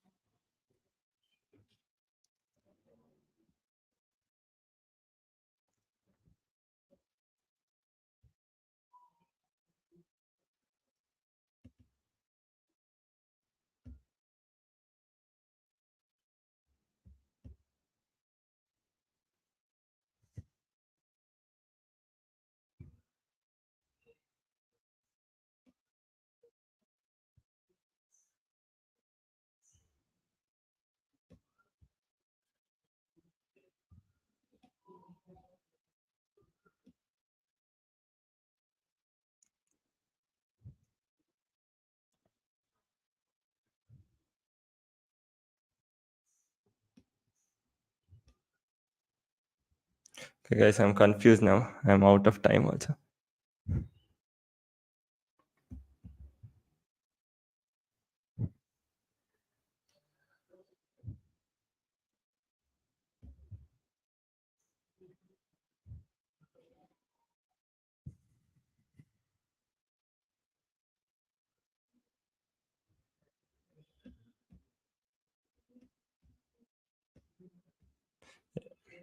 Yeah, I think that is not a bad game. I had him.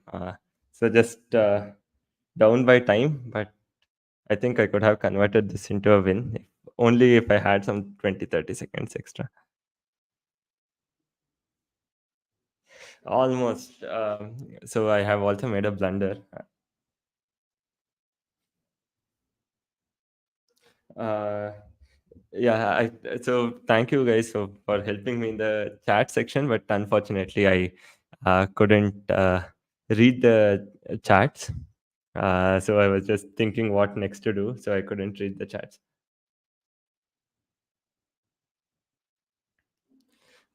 So I'm actually quite happy about myself for that because I didn't know like I can give a like tough fight for somebody who is rated so high.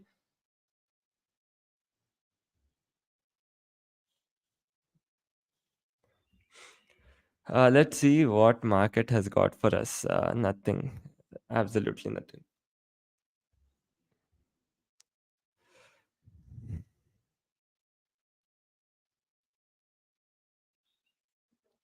Yeah, I think again with Karthik would take a lot of time. I think we already spent 20 minutes playing a game of chess. So it was a 10-minute game.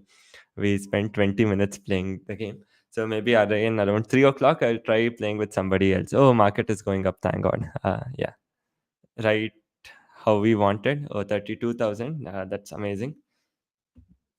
But I somehow feel this is fake. This is not going to hold. If it holds, nothing like that. But I believe that this is fake move.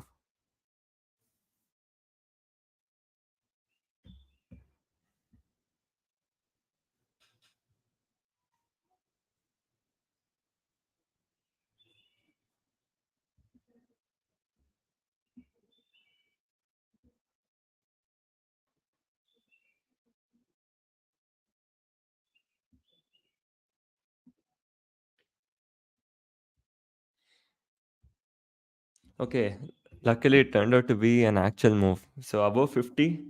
So we have got a great day. And first of all, thank you all for the 600 likes which you have got us.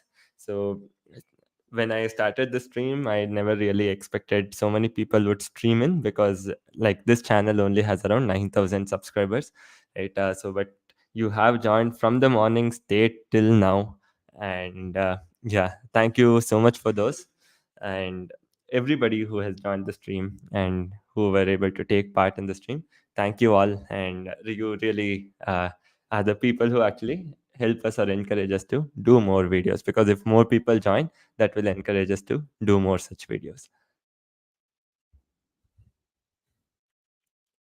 So if this happens to be a good breakout, then we are in for a very good day today. So maybe we might also end up closing around 1%.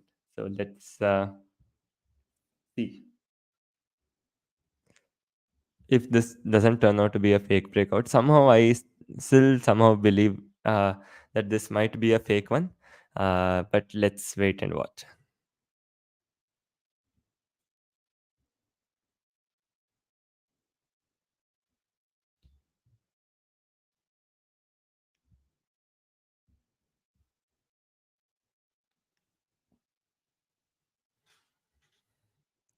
So I don't think we are going to see a big move till 3 p.m. So post that we might see some big move. So there were some questions where people asked how much we manage. So right now in this particular account, I am managing around 50 lakh. So overall, we manage close to around 35 CR as of now. So with all the accounts put together. So whatever I trade here will be getting copied to all other clients with the copy trade software which we have built. So this is just the people who are close, like people who are close, like that is friends and family whom we trade for, and not outside money. So that is something very important to make a note of.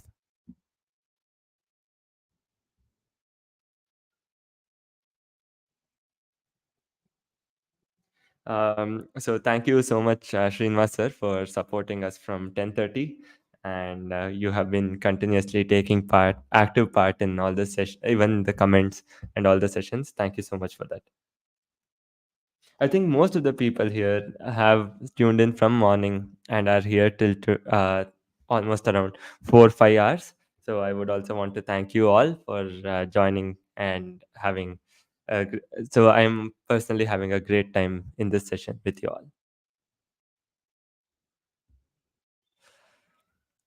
Okay, now the market is moving in our favor. So this is something really good, just as we wanted.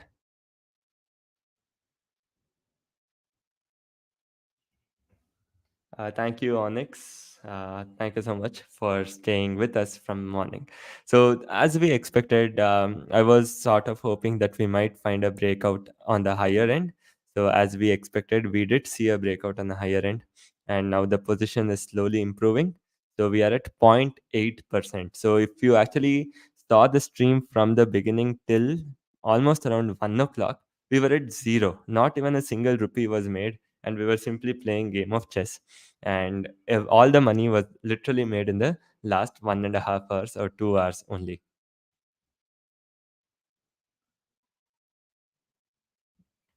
Yeah, I will stay till 3 p.m. and I am only expecting the markets to head higher. So I won't be closing my positions. I will definitely stay till 3 p.m. So one thing which I'm not clear about is when they say 80,000 here, will I make 80,000 on top of this, or will I be making this 80,000 as the maximum? So that is something which I'm not clear about. Really good. Most probably ending around 1%. If market is able to hold 200. Thanks to HDFC Bank for a fantastic result, and it's heading higher.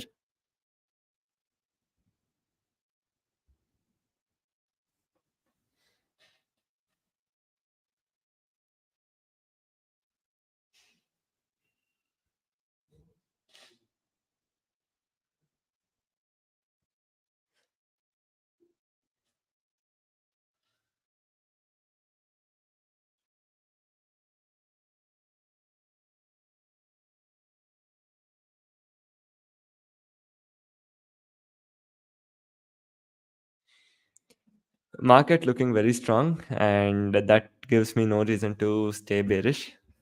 Uh, but only sad part is I can't make full use of this, guys. Look at this.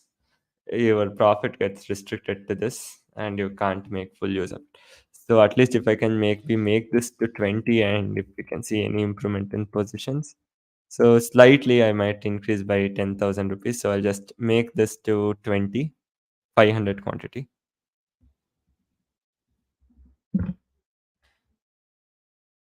So I don't have balance to do that.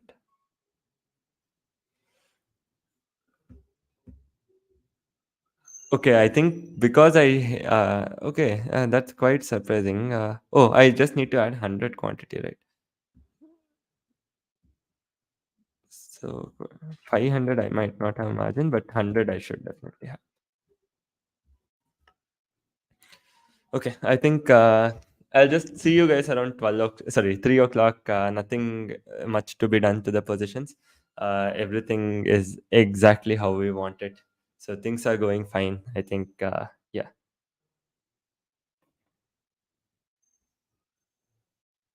Last financial year, our ROI was around 29%. So all accounts put together, on an average, was around 29%.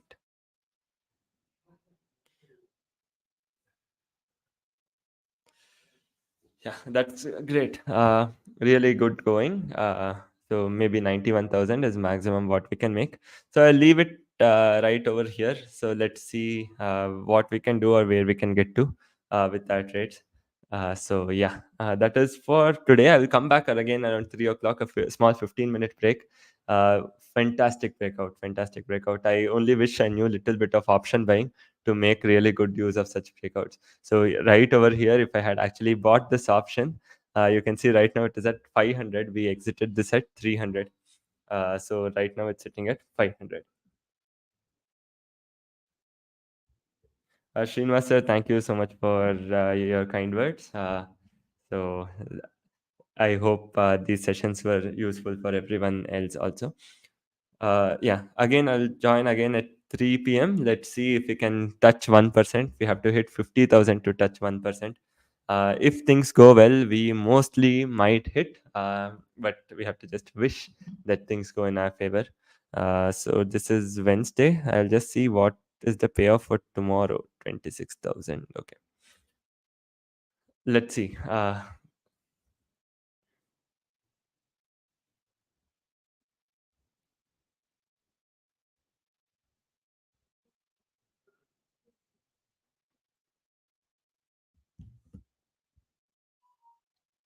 So let's also see somehow if we can get the total like count to 700. It's pretty hard task, I know, but in case if you haven't liked, so you can hit the like button and try to still 90 more. A pretty hard task, but I'm pretty sure that you guys will be able to do it.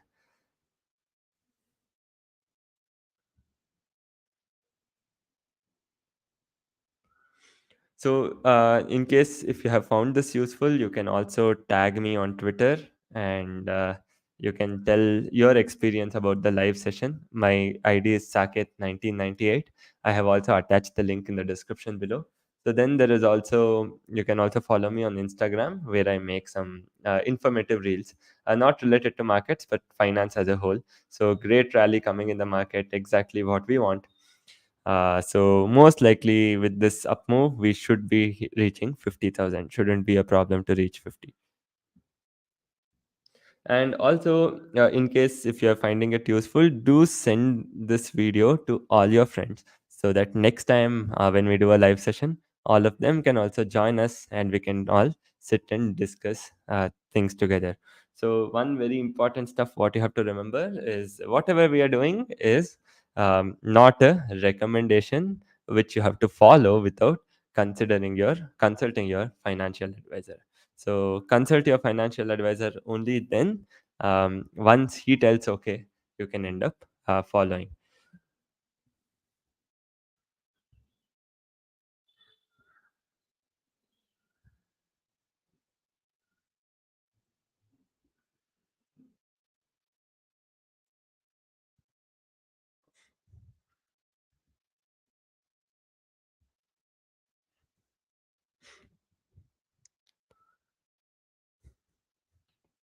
So if this HDFC Bank move actually is strong, then if HDFC Bank is breaking 1700, then you can already know where Bank Nifty is headed easily towards 46,000. So any breakout in HDFC Bank, we can easily expect a move towards 46,000.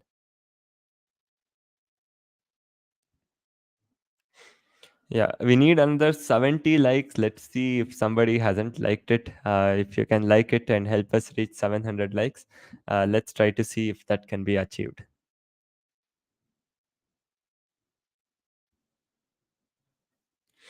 So, whatever we have done in this video, we have covered everything in the short straddle series which we have made. So, I have attached the link to that in the description below. So, don't forget to check that out. So, once you see those videos, in case if you haven't seen, you will clearly know that we have done exactly the same thing what we have discussed.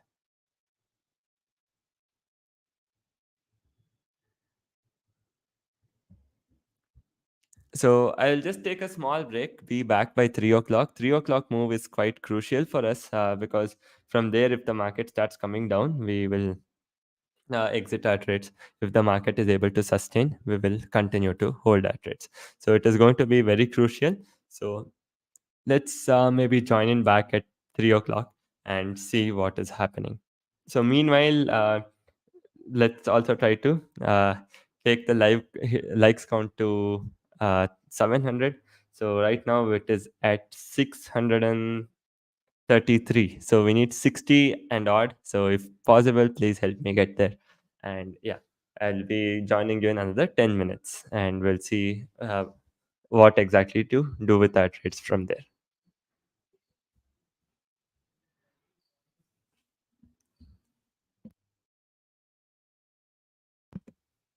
So meanwhile, I'll just leave the trading screen open and go. So you guys can follow that. I'll remove myself from the screen.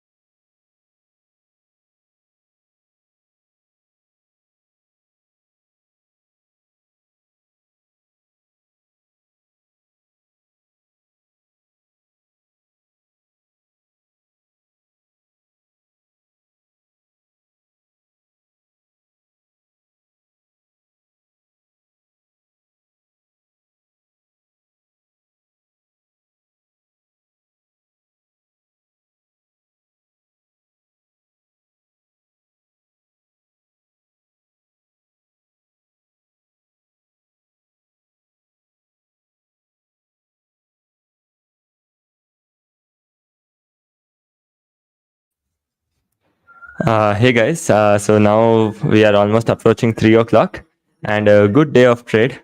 Like now, I would most likely be cutting if we fall below 35,000.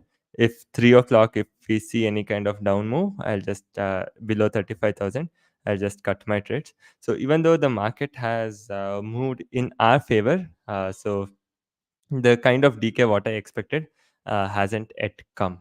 So we don't know if it will end up coming or not. So let's just wait for it around 3 o'clock. Let's see what is happening to the market. So if an up move continues, we might head towards 50,000. So I'm just waiting for that. Let's see if it can happen or not.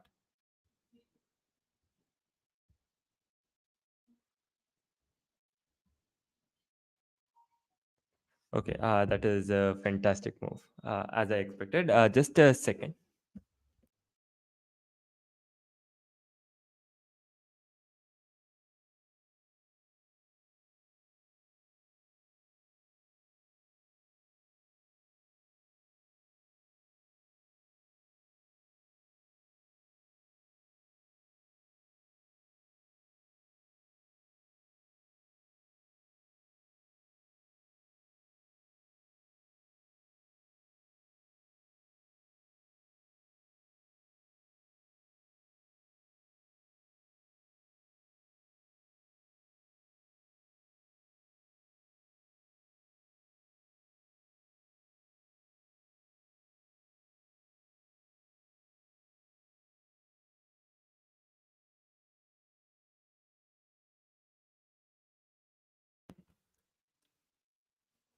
So yeah, this is actually quite tricky for me to know what exactly I want to do at this point in time.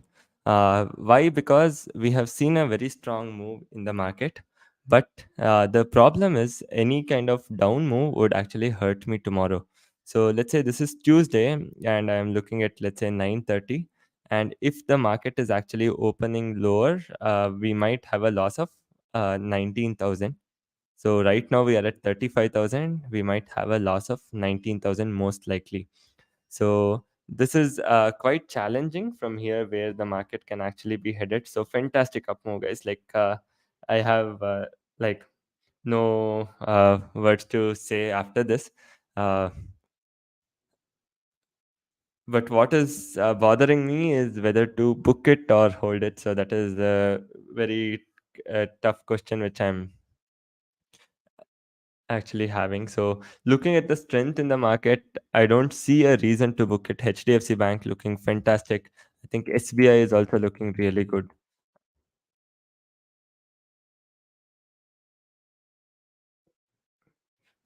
Look at SBI. Oh my God, up by 3%. Great rally in Bank Nifty, like really amazing.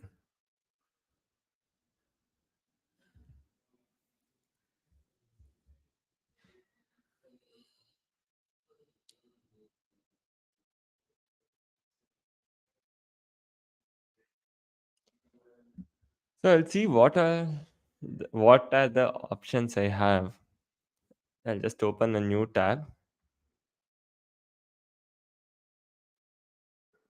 So what are the potential options I have? Let me just take a look.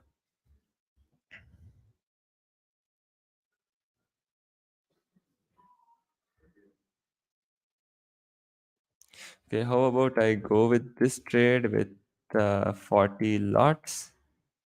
So that would give me a maximum profit of 24,000, 32,000, and 46,000. So that is on one side.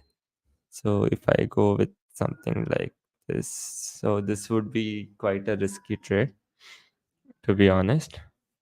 Uh,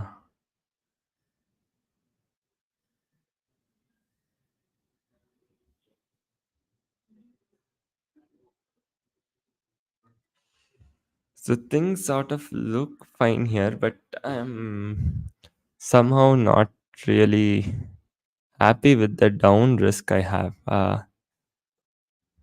So you can see that we have 38,000 what this is technically showing us, but a down move tomorrow morning around 45,000 will leave us with 10,000. So we'll be losing quite a lot of money, I suppose. And yeah, right now at 45,000.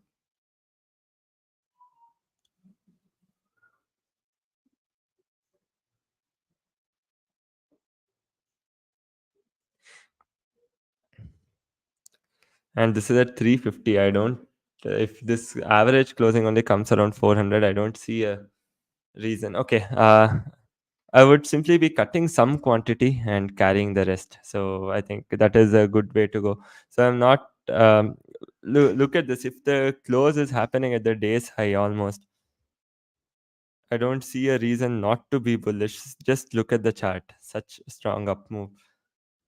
So my break even for this trade is coming at 44,700. And I am positive about markets holding 44,700. So let me just share my entire screen.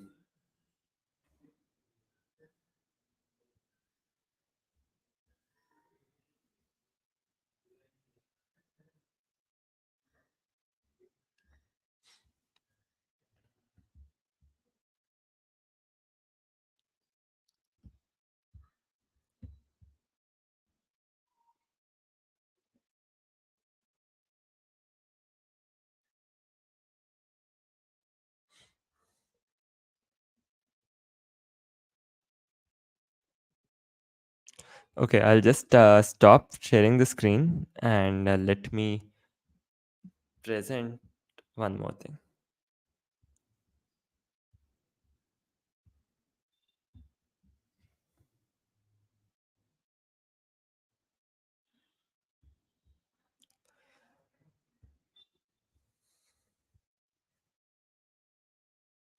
So one good thing is we have crossed 1%. So congrats to all of you. So this is something which we don't really get to see, at least by the way I trade. So we hardly or barely hit 1% a day. So that is something really good that we were able to cross 1%. So now the question would be what to do with the existing trades.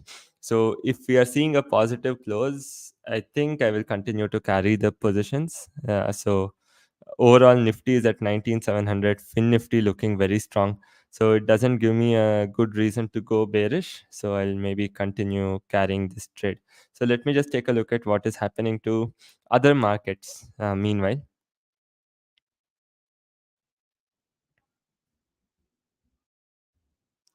So all other markets are actually down. This is okay, quite tricky, I would say. All the other markets are down, and we only have our markets which are going higher.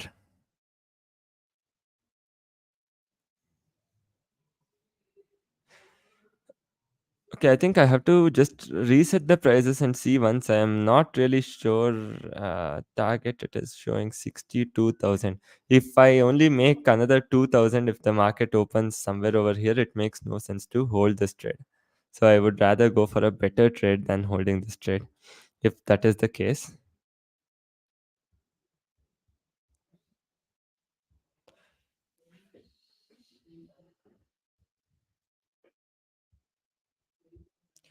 Okay, I think I got to know, guys. I will just go with a different trade because I can make 80,000. I have made 55,000. In case if I'm making around 60,000, on the higher end, I have no more profit left. But in case if we are opening down, then I would be going to a loss. So considering all of this, also considering the fact that I am not really confident to hold these trades anymore, so I'll end up booking everything and enter a fresh new trade, and that would be 44,900 PE and 5,000 46,000 CE most. Just seeing the premiums.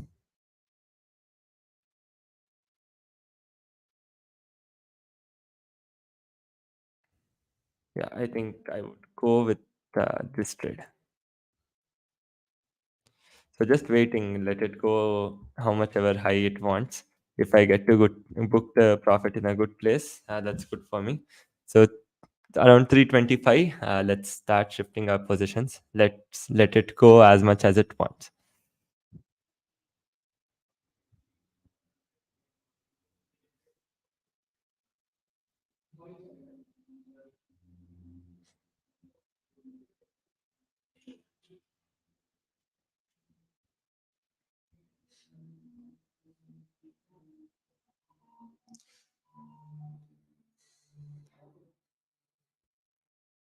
Okay, look at the strength in the market. Like, on what basis shall I book? I really don't know, because just see the strength. Like, it doesn't just seem to stop, keeps going higher and higher.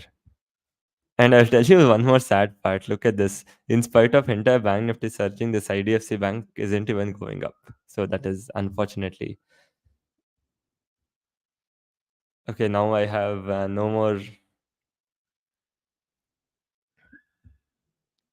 This is which we exited at 300 is now at 730, and I have no more words to say.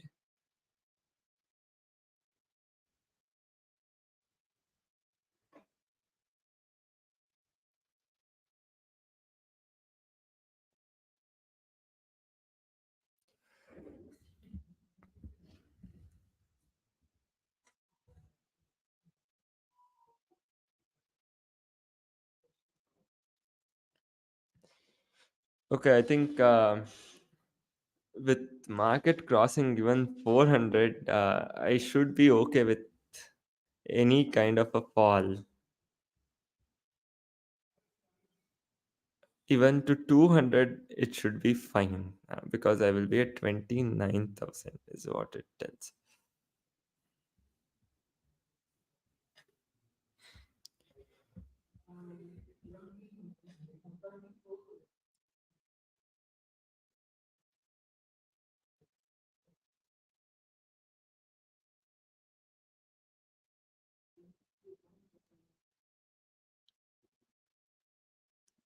Today is literally option buyer's paradise. You can see that everything is surging. Call options are surging. Put options are surging.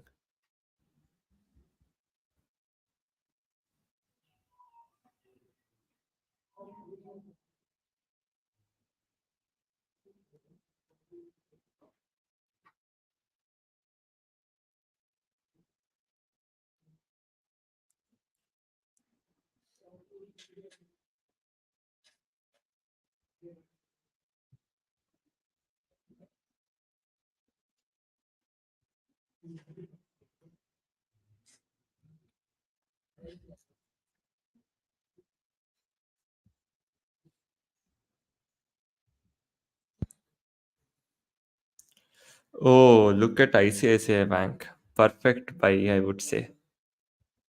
This is the most, I would say, the perfect buying opportunity. Okay, nothing is looking bearish. Like, ICICI is bullish. Axis is bullish. Okay, what is bearish? HDFC is bullish. ICICI has just given a fresh all-time high breakout. Forget that Bank Nifty itself has given such a good breakout. What is making me feel bearish? Is something I have to ask myself. I think, yeah, guys. So no more change in the position will be done. Everything is looking very bullish. So I'll continue to carry the same. It's right now around 55,000, almost around 1.1%. Let us see what we got for tomorrow. Any kind of bullish opening would be really good for us. So yeah, I think with that we will also be ending today's stream. Yeah, overall we had a great time joining with you guys, and also uh, going through this entire stream. So we had a great fun. So I hope that even you guys did enjoy this live stream, and this live stream was able to add value to you in any sense, right? So then please do hit the like button, share this video, and also subscribe to my channel. Do not forget to hit the subscribe button and also the bell notification icon. Right. So we will be ending the stream with this. I think this is the trade I will be carrying. So after continuous thinking of to and fro, now it doesn't make any sense for me to cut this trade. So I'll be carrying this trade. Okay. So yeah, let me also just close the stream. I hope you guys have liked it and the stream was useful. So if so, then again, please do. You can tag me on social media and you can share this. And also, great interacting with all of you. And special thank you to those who joined from the beginning and stayed till the end. So I have also summarized everything in the video which I have attached in the description below on how we take these trades. So you can definitely check that out and take a look at how we end up taking these trades. So I think with that, we will also be ending. Yeah, that is right. 44 more likes pending, but I don't think that is going to happen. So if possible, please help me reach it to 700 likes. 42 more likes pending. So if possible, make it reach 700 likes before end of the stream. So overall, we have a profit of 51,000 now. I think we'll be ending with overall 51,000. Yeah, and we will come back tomorrow and take a look at any good trades what we have. So I'll be giving any kind of updates that comes from today, tomorrow on my Twitter. So don't forget to follow me on Twitter. So 31 more likes to go. Please try to make it fast if possible. My humble wish. Yeah. No, this video will be there. You can come to my channel and view it anytime. Absolutely no issues with that. So you can go to the live section and view this video. And yeah, we'll also be having one more session, maybe if not next week, the upcoming week, and we'll try to see what other things we can do. Again, we'll try to have a pretty chill session where we are going to play some games, discuss some markets, and see how we can take it up from there. So with that, I'll also be closing the session. Thank you so much for joining, guys. And Srinivas, sir, thank you so much for the special support that you're giving us from the beginning.